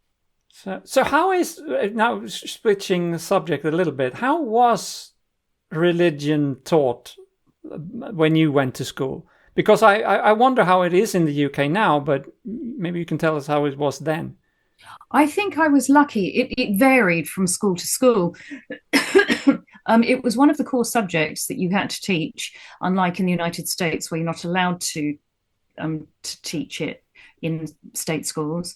And we got it taught very well. We had a term on each major religion. So I'd read the Ramayana by the time I was 15, for example. And so I think we had the best of what was available. But we do have religious schools over here. And although they are obliged to educate people from different denominations, if they're going to accept state money, they do nonetheless have something, they might have a strand, an actual religious strand to their education. So you're allowed to come up. Now, I didn't know this because I was chair of the Central London Humanist Group for a while, but there were local organisations that decided on the on what was going to be taught in the local schools. And so if you got a secular minded person and religion was studied as a subject in and of itself, then you were okay. But if you had a more confessional kind of a background, it could be a bit more doctrinal, which is obviously not great at school. No, that's a problem. Right. Yeah. How is it where you guys are? Well, Sweden, I think, is fine in that we do get taught all about different comparative religions, but not in a confessional way at all. You're not allowed to. So I think to teach that. So I think at least in public schools, And I think there are religious schools that cheat on this, but in the public schools at least, you get to know a lot about other religions, and Christianity is treated as just one of them. So I think that's very good. So do I, yeah. Yeah, I hope that's how it should be, I think. Maybe it is the same in Canada, because I think we have a loon on the show. One of the crazy loons from Canada has joined us. Adrienne Hill, welcome. Thank you. Thanks so much for having me recognize the giggle, I guess, huh? We're counting on that. Well, regular listeners of the Skeptic Zone will definitely know your voice, but regular listeners of the ESP might do as well, because we, in the last couple of years, we made it a habit of ours to meet up in Canmore, Alberta, Alberta, in Canada. Whenever I go there with groups, and we do mutual recordings of each other's voices so that we can feature it on our respective podcasts. So welcome. So what is it like now in Canada? Are you in the still same time zone as Susan, or you're... No, I'm an hour ahead, so it's lunchtime here, so it's just after 12. Okay. But yeah, it is during the day, so I didn't have to wake up at 3 a.m, which I appreciate. We'll wake up Richard. Well, that was a hint at the fact that Richard will have to get up very early to meet us. Okay, yeah, got it. So, and congratulations on 500. It's so good. Yeah, thank you. So is that Skookum Studios that we are seeing at the moment? This is Skookum Studios. Welcome to my studio. Named by Richard. Yeah. Looks very professional, I think. I do my best. It's kind of a makeshift thing. My husband made these panels. I ordered the foam, and he made the panels. And Richard, of course, recommended a mic. And I've gotten more and more into it. Originally, I just did it worked with Richard on my cell phone, and then I took a voiceover class, and then I really got into it, and it's fun. It's really fun. It's a great. I don't like to sound retired. I've just got a new profession that doesn't pay as well. That's great. Well, likewise, I would say. So for people who don't know, I think everybody knows, but you have a regular, you appear every week, I think, on the Skeptic Zone, the Australian podcast, which you... Well, every other week for sure, but quite often every week. All right, yes. Yeah. So, and you have been for 2 years, or how long is it? Maybe it's longer. Believe it or not, my first time with my first Count on Adrienne bed was in 2020. Oh, yeah. Oh, my God. Yes. 5 years ago. That's time flies. 5 years. Isn't that crazy? Wow. And it's so nice to actually meet Claire and Deborah. Deborah, I've actually seen you speak at SciCon, and I really enjoyed your talk. So it's really cool to hang out with you people. Well, it's good to see you here. Thank you. Yeah, it's lovely to meet you as well. I mean, I think we've been Facebook friends for a very long time, but I think this is the first time we're actually meeting. Exactly. Look at us bringing you all together. Yay! No, it's wonderful. And actually, that's something that I think is really cool. And I can go back in time and blame Susan Gerbic, who was on earlier, because I joined Girl of Skepticism on Wikipedia in 2018, went to my first SciCon, and I think maybe that's where Deborah was. I'm not sure. I've been to so many SciCons, they're all a blur now. And that's how I met Richard Saunders. And then through Richard Saunders, I met Andras and Pontus. And, here we are. It's pretty amazing. Blame it on Susie. Well, she has a lot to account for. But so how did your skeptical journey begin, Adrienne? Were you always a skeptic? Did you grow up believing in stuff, and how did you stumble upon this movement, if we can call it that? Well, I can blame my kids, because my oldest son was in university and he found the whole skeptic. I'd never even heard of it. He introduced me to the Skeptic's Guide to the Universe. I did not grow up religious. My parents are pretty straightforward people. Do they have their little things? For sure. One of them probably, but it's pretty minor, and they don't really believe it, is things like knock on wood and they knock on their heads. Just little things like that, little superstitions, but pretty science-minded. I also went to university in science and got a math degree. So, I kind of was insulated. I taught math for over 30 years, and I was in a math and science department. So the people around me were very science-based. So it really wasn't until I heard from my oldest son about what homeopathy was, and because I'd heard about it, I didn't know what it was, but I wouldn't have gone to those places, to get homeopathy. I had gone to a naturopath because I didn't know what it was, but it was more of an ignorance. And once I learned, that was it. So my sons got me into it, and my daughter, they're very, very science-minded and skeptical, and they call me out if I start falling down a little trap. And so when I was retiring, I was reading an article in Science-Based Medicine, because that's sort of, I was going to be a doctor. I love biology. It's sort of a passion of mine. And there was an article by David Gorski about Gary Null, and it was called the Null Hypothesis. So my math part and my, biology part was very attracted to this article. And in it, he talked about how Gary Null was going after Susan Gerbic and a few others because of his Wikipedia page. And then there was this whole discussion about GSOW. And I thought, I'm retiring, my school's closing down, and my health isn't the best. And so I thought, I'm going to get into this because I really wanted to fight back about the alt-med, essentially, because I had, with my health issues, so many people saying, have you tried acupuncture? Have you tried naturopathy? Have you tried homeopathy? Have you done this? Right? And nobody said, what have you done? It was, do this stuff because it will help. And I would actually get people saying, well, don't you want to get better?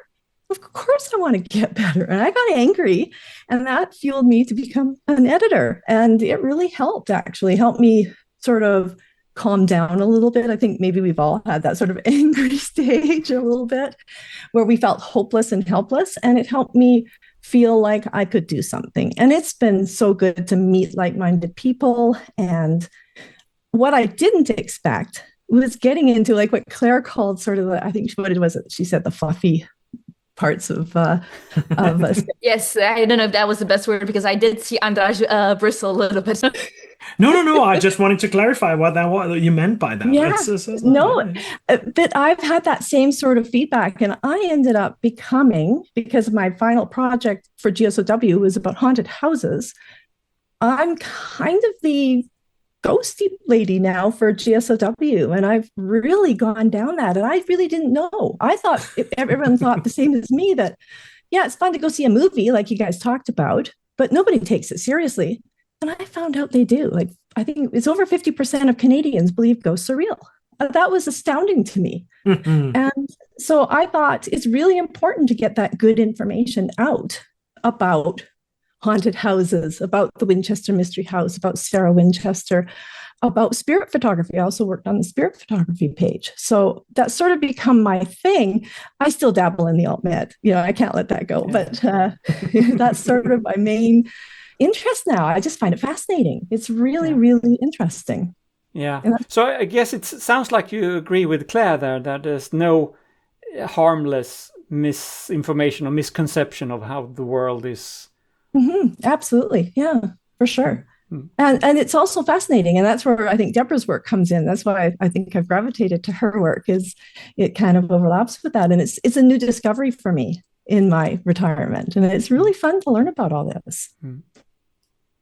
Yeah, were you talking about earlier about sort of meeting people at conventions and things? And I think this is one of the things that's nicest about this whole community is we might not see each other from year to year. It might be 2 or 3 years before you physically see someone, but it's just like sitting down and having a cup of coffee with an old friend again. I mean, it's just like picking up where you left off. We all know each other, we all keep in contact, and it's a great community. It is. It's wonderful. And I'm very sad that I'm not going to be able to get to QED ever because it sounds like it's the last one. It is. Yeah. I'm so, because it's been on my radar and I've been waiting for my husband to retire, and we were going to go together, and he's not retired yet. And I thought of going on my own, but going back to some of the stuff that Susan was talking about getting younger people involved. I'm involved with Skeptic Camp up at Grant MacEwan University in Edmonton. And it's at the same time as QED. And the choices, right? It's like, and we've got the first half of it is all students who are presenting. And it's run by, coordinated by Rodney Schmaltz, myself, and Kat Mack. And Rodney Schmaltz is a professor there, and he runs a class on critical thinking for his fourth-year psychology students. And so we've got this little and we're really trying to get the young people involved. And I'm really excited about it. And their presentations, we tried it out last May. And it was really good, just on a very small scale. So we're trying to make it a little bigger for this next class that's coming through. So we're really excited about that. Wow, good luck with that. It sounds amazing. Yeah. So if people are listening, maybe from Canada, about this, where can they go to find out more if they want to join? Yeah, just reach out to me if they have any difficulty. I'm on Facebook. It's easy to get a hold of me, but it's also, we've got it on Facebook under QE2. It's called Question Everything Twice. And there's a highway that runs between Edmonton and Calgary. And it's called the Queen Elizabeth II Highway that connects our two cities. So we think that that's kind of a clever name, QE2 after the highway, but it's also Question Everything Twice. And so just search for that, or look for my website. You can just Google my name and reach out to me through my website. It's at zonegigler.ca. So any of those things, and I can send more information. We're going to get more information out next week. We're really working on that right now because school's just started, and Rodney didn't really know what his class was going to be like or what it was going to look like. And we just got it all scheduled. So we're ready to go for the end of October. Sounds exciting. Actually, you could use QED as well, the name QED, if you switch to French, because that would be QE2, right? So I love it. QED. But of course, I always love QED because of the math thing. That's what we always put at the end of our proofs, right? QED. Don't ask me the Latin. I don't remember. We said it was quite easily done, but I know that was not what it was. Okay, so well, I'll try to make sure that we keep our habit up of meeting up and recording something. It's so fun every year, Anders. I look forward to it every year. I just want to let you know that QED is done. I mean, after this one. But there's going to be lots of other events that you can come and attend. So there are things like the European Skeptics Congress in the making. There is always talk of a World Skeptic meetup or a congress or something. So it should happen. Yeah, there's no excuse. Later. You're going to have to get on a plane. You're going to have to get on a plane. Yes. Come over. Yeah. I look forward to it. I look so forward to it. Yeah. Maybe we can tease this a little bit now, but the European Skeptics Congress is going to happen next year, and there's going to be some important and great news announced at QED this year, and after that we can talk more about it. But we have plans. I'm involved. Anders is involved, and it'll be better than ever. Well, maybe not as great as QED, but we will try. Nothing is. Fantastic. Sounds wonderful. I will look forward to it, and I will do my best to drag my husband. I'm not going to drag him. He wants to come too. He's very supportive of all this, and he thinks it's great. And I'm hoping to get him so much talk about drag tonight. That's. Well, then hopefully your kids will put you in drag and come with you so you can present your thing at the Skeptic Camp. Yeah, I'm very happy to hear that the younger generation, at least in your family, is already won over by skepticism, and they are actually. It's going the other way around. We are, as we talked about earlier tonight, we said that yes, we are getting more women into skepticism at least, but it's the younger generation now. We need to have them as well. Yeah, And I agree. otherwise, There's somebody I know. Yeah, speaking of whom, the younger generation. I think I am in two different frames now. It looks very much like me, I think. Hey son. Okay. Oh, is it Steve Martin? Yeah. No, it's Steve Martin. No. You guys do look like twins. It's pretty remarkable. Okay, so that was actually my favorite part. Like, we had the meeting pictures, right? So when Pontus, Andras, Annika, and I were in Australia in 22, I had the opportunity to take so many pictures of Pontus and Richard together. It was hilarious and lovely. And my favorite one is when they both were on the Isle of Man, standing in front of the Isle of Man sign, looking very manly, and like it was just adorable. Yes. So, I mean, if people haven't guessed by now, who we're talking about now? Richard Saunders has joined us from the Skeptic Zone, from way out down under, and from very early in the morning, I believe. Yes, it's coming up to almost 6 o'clock in the morning, 20 to 6 in the morning, something like that. Oh, you're a hero. I didn't go. I just stayed awake all night and watched episodes of Doctor Who, so here I am. Oh, okay. Well, the quacks never sleep, so why should we? That's right. Right, well, since Richard has come, I will leave you to it. It's fantastic to have been here. Congratulations to you guys. 500 episodes is absolutely amazing. And I look forward to seeing you all at some point soon at a QED or a convention or something or other. All right. Thanks for being here, Deborah. Thank you. It was fantastic. Deborah. Thank you. Take care. Nice to meet you. Bye. See you soon. Bye. All right, Richard. So what can you tell us? What's happening? What's new down under? I know one thing you have to tell us about, and that is Skepticon. How did it go? Who got the prizes? Who won? Who lost? What's the score? Okay. Well, for those of you who don't know, the Australian Skeptics Annual Convention, or Skepticon, is held annually. An annual convention held annually. There's a new thing for everybody. That's we do things differently in Australia. We have Christmas once a year too. I think it should come every year. It does. And the major prize, there are two prizes I will mention. One is the Bent Spoon Award for the most preposterous piece of Hey, where's my champagne, Pontus? The Bent Spoon Award for the most preposterous piece of paranormal or pseudoscientific piffle. And this year, the award went to, well, before I tell you, in past years, it's gone to people such as Ross Coulthart, an Australian journalist who keeps year after year saying that the aliens are here. Any day now, all hell will break loose. He knows the location of a giant UFO, which is hidden under a building. He's the next whistleblower. He's going to tell the truth, and it's like a record. It's a broken record, and nothing ever happens. But that's his living, I guess. He's won it in the past.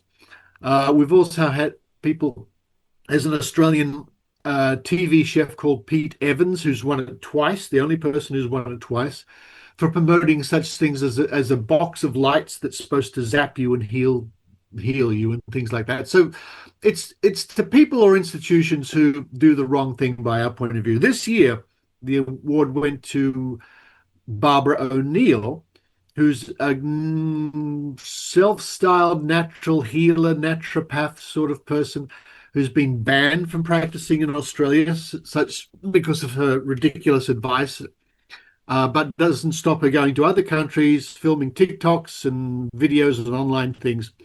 Her advice: if you step on a rusty nail, right? If a kid or someone steps on a rusty nail, what happens? Well, of course, you get tested or checked out for tetanus, and you get a tetanus shot.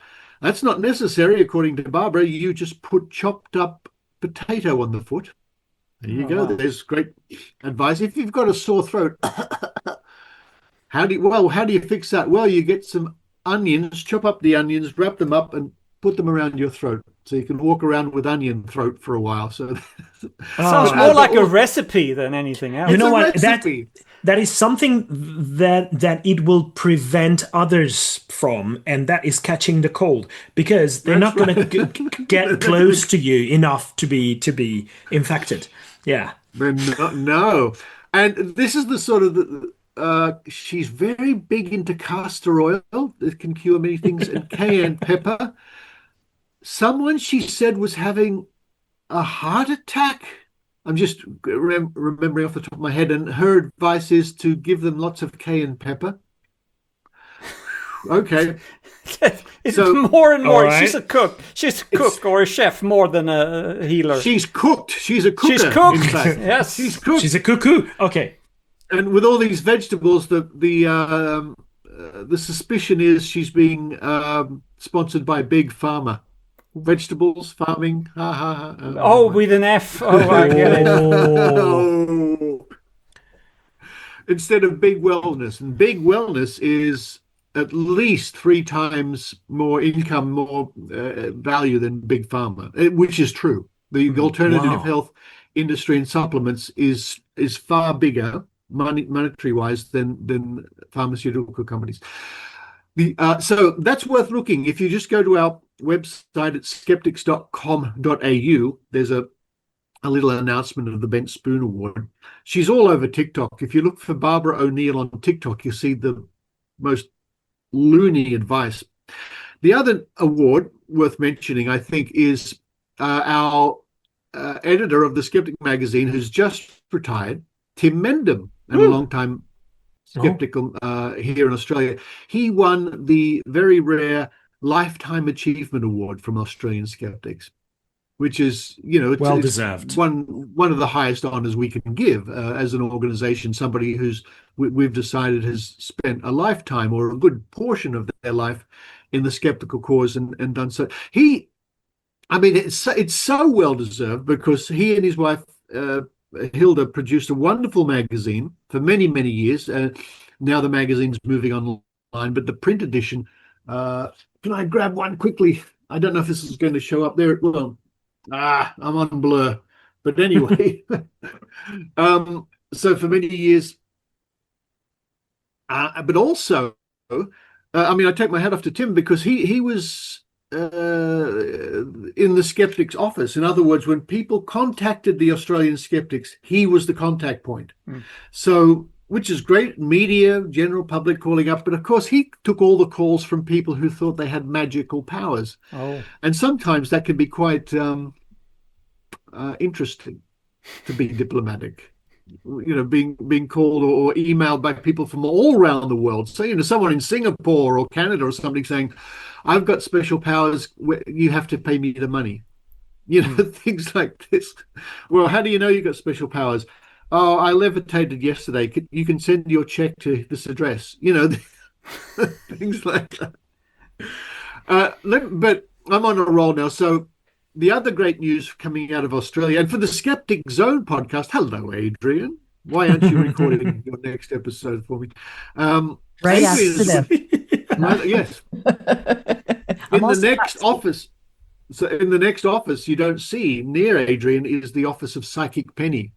Now, Psychic Penny is our onboard, our resident mystic, psychic, clairvoyant, numerologist, astrologer, palmist, tarot card reader, crystal healer. Sounds very handy to have one of those around. And she has adventures in outer space too, so she's quite something. I know she's very shy to appear on camera, Psychic Penny, but anyway. The other good news for the Skeptic Zone podcast is that I've got 2 reporters on the screen at the moment, Susan and Adrienne. But we've just in the last couple of weeks, a new reporter has started on the Skeptic Zone. Her name is Kate Thomas, and she's a pharmacist. And she has a TikTok channel called Prescribe or Pass, where she looks at just ridiculous alt med and woo and tells you the truth. She says, no, sunblock doesn't work like this. No, you can't cure your toenail by eating a carrot, or just the ridiculous things that people put on TikTok. And she'll look at them, you can see what she's looking at, and she'll say, here's how it really works from a chemist's point of view, from biology and from physics and everything. And so I noticed her TikToks. I got in touch with her, and she is now a reporter. Not only that, today, this very day, later on this afternoon here in Australia, she is going to travel to film with Dr. Carl Kruszelnicki, Australia's foremost science presenter. And so I saw her yesterday. In fact, I went to visit Kate yesterday to give her a microphone to help her record. And she is off the planet with excitement, with the prospect of doing something with Dr. Carl. So she's a rising star. She's all over TikTok. Check her out. If you go to skepticzone.tv and scroll down the episodes, you'll see her picture and you can hear all about Kate. But apart from that, in Australia, we do what we do. It's Thursday morning here in Australia. Tomorrow, I'm going to visit the Mind, Body, Spirit Festival and check it out, which I do every 6 months or every year, as often as I can. Mind, Body, Wallet, I think. Mind, Body, Wallet. As you often call it, yeah.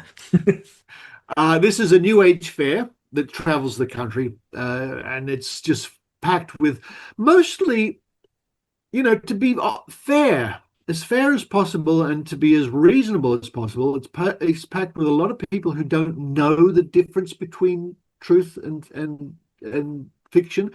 In other words, they're at stalls selling miracle water or this cure or that cure, and they themselves simply think this is true because they've been hired to do it. They're part of the company. They don't have the wherewithal, and which is, you have to understand that. It doesn't forgive them not doing their due diligence to make sure what they're spruiking or selling is real. So you'll see devices that can't work or methodologies that don't work. And one of the key reasons we know they don't work, apart from a bit of thought and physics and everything, is they fade. They're there for a year or two, and then that thing just disappears. Why? Because it didn't work, and not enough people bought it, and it's not in hospitals. One of the worst cases of quackery we've ever seen are what's known collectively as zappers, and the one I can bring your attention to is called Metatron nonlinear scanning. Now, this is a laptop. It's a program that goes on a laptop. You plug in a pair of headphones. You wear the headphones. You run the program will send vibrations through the cord of the laptop into your headphones, scans your whole body down to DNA, then shows on the screen your body, your organs, your heart, your liver, your kidneys, everything else, and says, aha, here's your problem. You've got parasites here, here, here, and here. How do you fix that? Well, this thing can zap them with vibrations again. Parasite zapper. Parasite zapper. You see this thing and anyway, or if they put a little vial of water near the laptop on a little stand, it will send vibrations to the water and homeopathically treat the water, so you can have. This is all true. I couldn't dream this stuff up. How do you homeopathically treat the water? Do you put? So what you dilute is basically feces or what? So like sewage that you diluted, and that's how you treated the water with. I don't get it. Yeah. Well, of course not. You're a skeptic. Now, this is used all through Russia in hospitals. It's vibrations, Andres. Come on, get with it. It's vibrations. So they're zapping the water, actually. They're zapping the water to make it a homeopathic thing. This is all. Nice. You can look at this yourself. If you look for Metatron, nonlinear scanner, or NLS, you'll find videos and all sorts of things. Okay. But the point about that is that you think, well, okay, they're used by naturopaths at Mind, Body, Spirit festivals. Although the government has cracked down on those particular machines, I'm very pleased to say. And you think, well, there you are. There's a great case of a naturopath ripping off the public with nonsense. Yes, but the key thing to remember is the company who makes this stuff has marketed this specifically to naturopaths because they know they do not have the understanding or education to know it's rubbish. Mhm. So the naturopaths themselves have fallen hook, line, and sinker, as we say, completely fallen for these machines or this program because they don't know any different, and they honestly think it works. And if they plug it into somebody, their patient, for example, their patient is convinced because they think they're seeing a real practitioner with a real device. And so it's like a feedback loop. So then the practitioner is doubly convinced this works because their patients say it works. They've been sold this machine because it looks real, and they don't know any better. Naturopaths, because ND after naturopaths stands for not a doctor. They do not have the understanding or the education to know. And in many cases, they couldn't. They're not up to the level of getting a medical degree anyway. So what do? They become naturopaths because anyone can call themselves a naturopath. They're being ripped off by these big companies making millions of dollars out of bogus machines. And you think, well, ha, ha, ha, silly naturopaths, it serves them right. I think that's not quite the right attitude. We should be out there trying to alert everybody. But ultimately, it's the patient who puts their trust in something that can't work. And if they go along to a naturopath or a chiropractor or somebody using one of these devices or machines, they may think that their problem has been fixed by this zapping or whatever. What they'll conceivably, and it's probably they go away and they don't then see a real doctor. And in 2 years, when there's something, it's got worse, it's either very bad or too late. So yeah, these things, they're a real danger. So and they're bad on many levels. I mean, we don't agree, or not a lot of naturopaths do, of course, but they're being conned and ripped off as well. So this is just one of the reasons I go to these New Age festivals, and I encourage every skeptic to go to a New Age festival.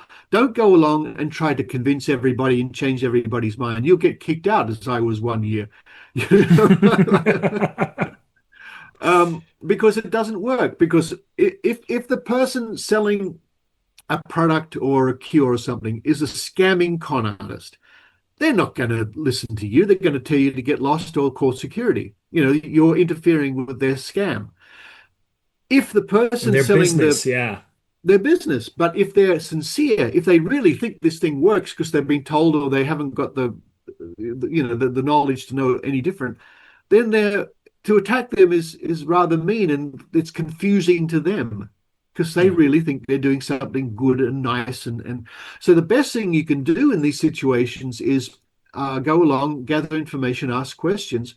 And if you find something which is outrageous, it's a slow process, but you have to go through official channels, your local health authorities or consumer protection or whatever.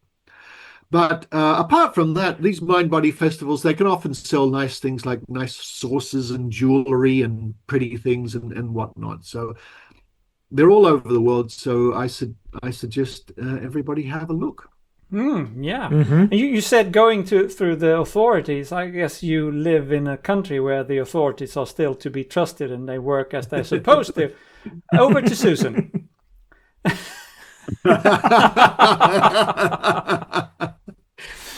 Well, we talked about. She's very that before, optimistic, Susan, as about says. how is it? How does it feel to live in America at the moment with the Maha and the MAGA and the whatnot? But maybe we shouldn't go down there. In most countries, I think the authorities do. Well, if I'm not sure they always take this seriously, but at least they're not in on the scam as in the US at the moment.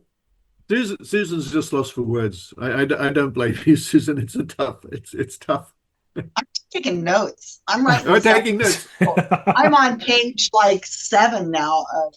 I'm hoping I'll make a Skeptical Inquirer article about this exact thing we're attending right now. Excellent. And I'm taking too. So.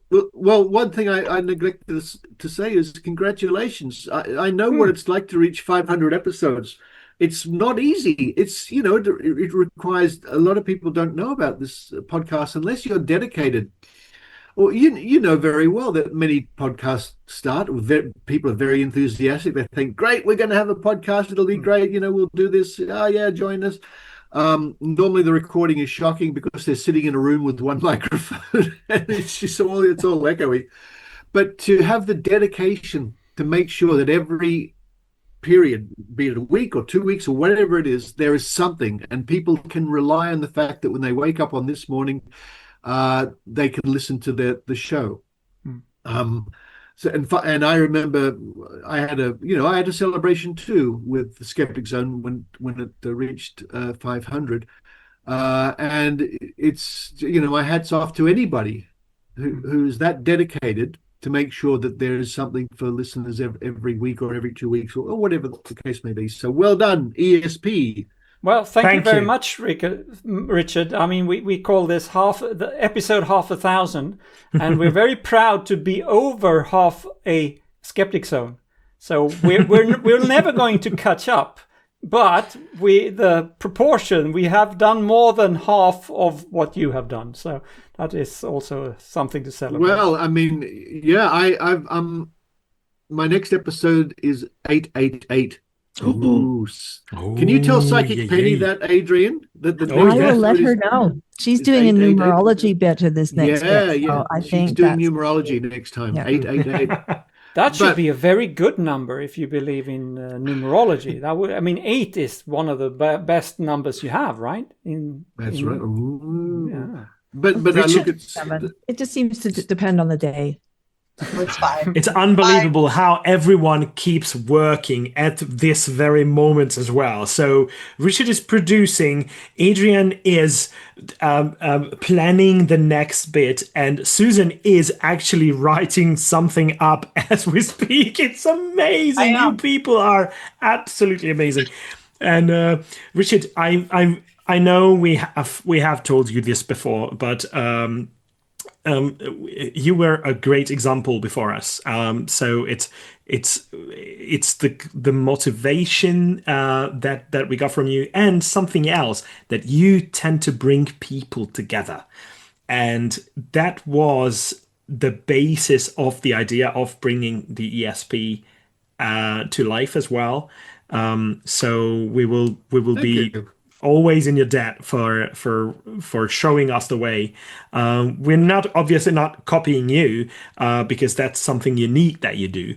But we've always been trying to do it in our way, and which is great. Which is what you should. Yeah. Yeah. And you were too modest to mention that. But you did mention Team Mandem getting the Lifetime Achievement Award by Australian Skeptics, but you were the awardee of that last year. So that's congratulations. That's why he put such emphasis on how fantastic this prize was. That's the highest that the Australian Skeptics give out. And that was very well deserved as well. Okay. James Randi has got a Lifetime Achievement Award. Tim Mendham, myself, and Barry Williams. Barry Williams. Yeah. Oh, hello, Claire. I didn't say hello to you. Hi. Yes, hello. Hello. Yeah, I love bringing people together. I remember the first time Richard and I met was at Nexus in New York, right? That was the first time we met in person. Yeah. And then so since we bragged about Richard and we bragged about Tim, I'm going to brag about myself. I was the first person ever to be on Richard's podcast live from his podcast room. Oh, that's right. You're one of the few people who have seen the studio. Yes. So I was the first person to do an interview with Richard or talk with Richard for his podcast directly from the studio. That's right. Yes. I think there's only been maybe 3 people, including Adrienne, who've actually come in. And Susan has been in my studio too, although it's changed a bit since you were here. Yeah. That's right. So we spoke about bringing people together, and there are 2 more people that we invited to be guests on this show. Unfortunately, they could not be here. Both of them were Annika is one of them, who was for several years one of the regular hosts of this show. So we are eternally grateful for her contributions. And the other person that people can often hear is Brian Eggo. So I suggest, before we conclude this celebratory episode, I suggest we listen to the messages that they sent in for all of us.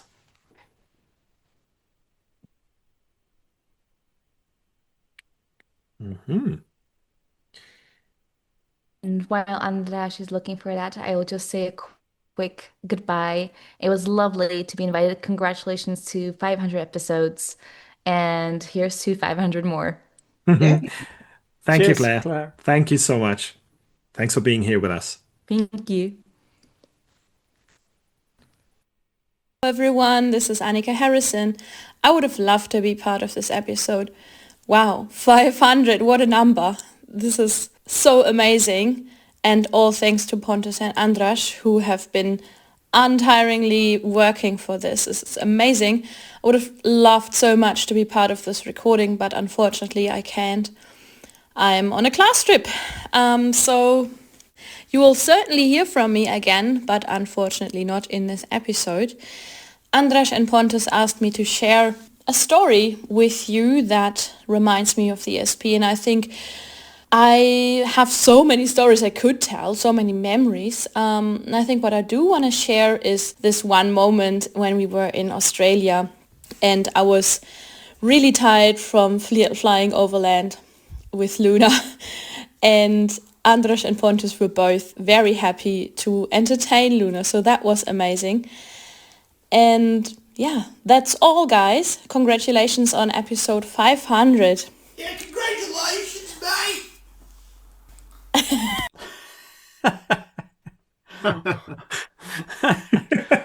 Well, and that was, of course, Scotty Harrison from Australia. Oh, I thought that was Luna. Luna is coming up to 5 years of age. That is unbelievable. Wow. Yeah. Wow.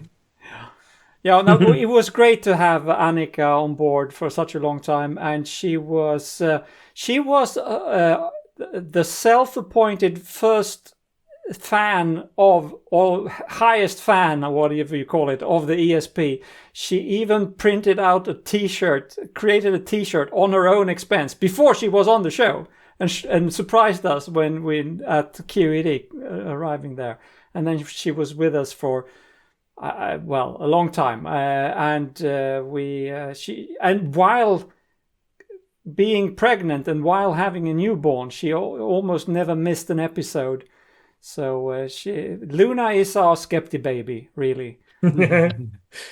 and I will always remember the names that she gave us. It was Poto and Atiti. That was me. We were a little bit concerned for a while because since Annika was always in front of the microphone recording the show, Luna developed a not so healthy relation to that screen and to the microphone. She loved microphones. She always wanted to be there. Of course, we were. It was not always easy to have her there, but it was always fun. And I hope Luna turns out to be, somewhat normal after all. Next generation. The next generation. If you can't recruit them, you have to breed them, right? You have to birth them. Yeah. Yes. And Susan knows what she's talking about because Annika was part of her team as well. Annika's GSOW. Yeah, exactly. I recruit doers. I mean, this is where they come. People who want to do more with their work, just want to do less trolling, less arguing with people on social media. They come to me and I put them to work. It did work though. So Annika took you so seriously when you talked about raising the next generation that she quite literally decided to do that. Yeah, I think skeptics don't have a lot of babies. We really don't. I mean, we need to start doing this quiverful movement for skeptics so that we can start having 10 kids or something like that, so we can really populate the earth with critical thinkers. But I keep asking people, but nobody's doing it. Nobody has these grandbabies too. Okay. I don't know what. Okay, guys, goodbye. I have to go. You have work to do. Get to work on it, you guys. Come on, Andras. You're a twin, but so you we should have be able to start putting them out for your time. I know it's my twin sister who's responsible for the next generation. She's but we do have yet another person who is a regular on the show. I mean, not that much of a regular, but whenever we ask him to help us out, he's always there. Highly regular, but he's always there for us. And unfortunately today he couldn't be here, but of course he recorded a message. And I have to mention that he's got a young daughter as well, so he's done his fair share of Ivy. She's amazing too. So he's done his fair share of making sure that the next generation of skeptics is out there. So let's listen to him now. We're going to be able to understand it. I mean, he's from Scotland. I'll translate later. You're being naughty now. I love the Scots. Don't make fun of me. Come on. All right, troops. It's Brian here, Eggman, whatever you want to call me. I'm really sorry that I can't be with you on this evening's live broadcast. Apologies to you. Apologies to the listeners / viewers. But I guess I can still send a message anyway. So happy 500th episode. It is amazing. So initially, when I thought I might be able to make it for the live broadcast, I thought, wouldn't it be fun if I looked back to the first time I was ever a co-host on the podcast, which was in July of 2016, and look at whatever story I talked about then and see how that situation's looking now. So the story I spoke about back then was about some bad reporting on a alleged poltergeist sighting in Glasgow, and some bad policing as well. No real updates on that 9 years later. I think some people still believe in that sort of thing, but it did give me a sense of nostalgia about how cutesy we could be about skepticism, in early 2016, and talk about things that are a bit more frivolous, because it seems like the world has gone in a much darker direction since then, and critical thinking is ever more important than ever.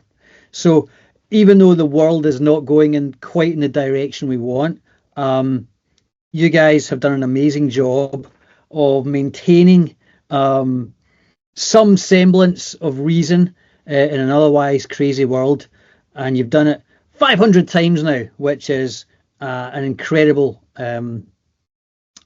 performance. So congratulations to you on that. I should say the reason I can't make the live broadcast this evening is my mum fell and broke her hip, and she's going to be operated on today. We tried homeopathy first. I got some healing crystals out. We had our chakras realigned. We had a Reiki master come out, wave the hands around. Didn't seem to do much good. So we're just going to have to go for old school actual medicine instead, with the incredibly qualified people of the UK's National Health Service, many of whom weren't born in the UK, and we are really, really happy to have them here. I certainly am at this difficult time. So, Andras, Pontus, everybody else who's there, congratulations. Audience members, I hope you've enjoyed the ride, 500 of them, and I'm sure there's many, many more to go. So, take care, folks, and see you all soon. That was nice. Yeah. I'm writing that all down. That was great. Yeah, he is great. Brian has always been there for us. And I don't remember how many times we have, in the last minute, say, oh, Anders can't make it tomorrow, or I can't make it tomorrow. And we give him a call, and he always, reschedule his other duties, and he shows up and delivers. And he's a great resource for this podcast, I must say. Mm-hmm. And we can understand him. Well, now with some practice, Susan, you have learned how I've to. been to Scotland a couple times. I adore Scotland. Oh my gosh! So yeah. For Just me, don't as ask a people for directions, because that's when it gets confusing. Is when they try to give directions. They put on their thickest Scottish accent. I swear, because I'm an American, they're like really lay it on because they're messing with us. Oh no, they're not. That's how they. I've been there.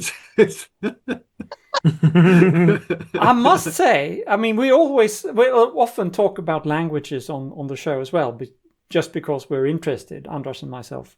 And I must say that I understand Scottish fairly well, even when they lay it on pretty thick, because it's a lot of Scandinavian words in there that they have. Well, I mean, not me personally, but my great-grand, whatever, was over there and pillaged and stuff. But they also learned the Scottish how to speak. So there are a lot of words that I understand. Mm. Yes, and I have a question. Mm-hmm. I've been asking this question and nobody has ever answered it, and I want you to answer me while I have you here. I want to understand, what does Hey-san actually mean? Does it mean hello? It's not a secret. It's related. The short version is hey, just H-E-J, so hey. And that's related to hi in English, so hi. And for some reason, I don't know where the sun comes from, hey sun, but I guess people at one point decided that hey was a little too short, so they added a little extra on that. And I just say that twice, hey sun. Hey son, hey son. You can say hey son or hey son, hey son. Actually, if you say hey son, you are overdoing it a little bit. So hey son is better. And that's what I know about that. H-E-J. H-E-J-S-A-N. And then you just repeat it if you're I've like never me. understood why you said it twice if it meant well, it's just to be a little bit more cheerful, right? Okay. Now he's just overdoing it. That's it.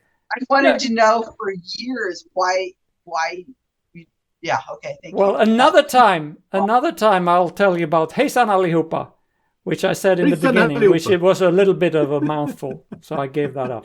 You don't often hear him say that, but I do when something goes wrong during the recording, and that is helvete.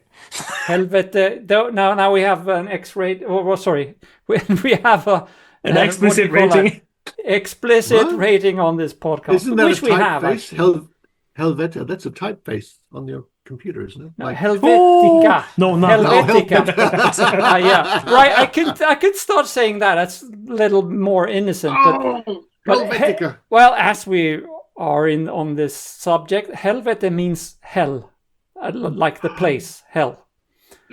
So it's not that. I don't know. The vet. I don't know. Cayman Islands. I don't think that merits an explicit tag. I don't think so. No, probably not. Mentioning hell. No. No, and we've always, actually, Anders, remember, we've always made a point of having an explicit tag on the show because we didn't want to have to think about what we are saying. And we would just, What the fuck are you talking about? Exactly. There we go. So I know that I always click, when I post the new episodes, I always click the explicit tag, even if I don't remember if we said something explicit on the. I just do that in case, because I think it's a bit. I think, to be a little bit serious, I think that's silly. I think curse words are there for a reason. Otherwise, they wouldn't be there. They're part of the language, and I refuse not to use the full extent of the language. So that's. I love that. I love that, Pontus. as somebody who comes from the Tourette syndrome world, even though people who have Tourette syndrome, it's only 10%, less than 10% of the population that have the swearing tic. It still does affect those people. And if it wasn't such a big deal, it wouldn't mean anything. It would just be like a sneeze or a cough instead of some terrible reaction. Yeah, that's right. That's right. Well, ESP, I have to go to bed now. All right. Yes, I have to go to prepare for my next trip, which means that I'll join you in the club of early risers tomorrow morning. Yeah. Sometime around on the other 4, hand, we'll have a to lion. Oh, great. But let me thank all of you for spending the night with us. And that includes all our listeners and the ones watching the live stream, because that means a lot to us. This really is a community that we love to belong to. And thanks for your inspirations, your contributions, everything that you have done for the show and for the community. So keep it up, and here's to the next 500 or even more. Yes, at least. And I would add, in a few weeks' time, it's QED. I know not everybody can be there, but if you are there, don't be shy. Come up and say hello. We love to talk to everybody. So don't swear. feel... Swear a lot at Pontus. Swear a lot. Say helvete, and I will be there. All right. So this has been your ESP experience, the real ESP experience. And join us again next time, next week. Sziasztok! Viszlát! Hej då!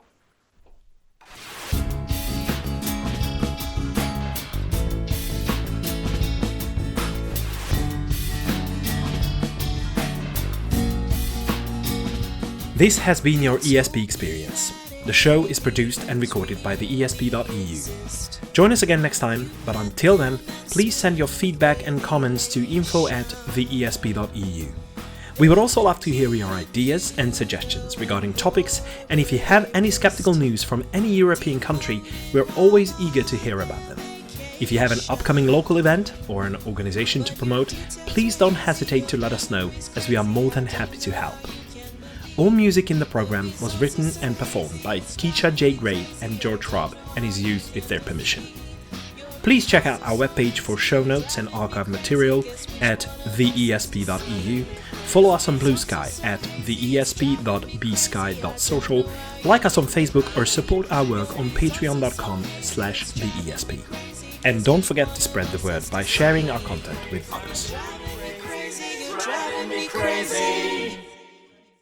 I don't know how you can be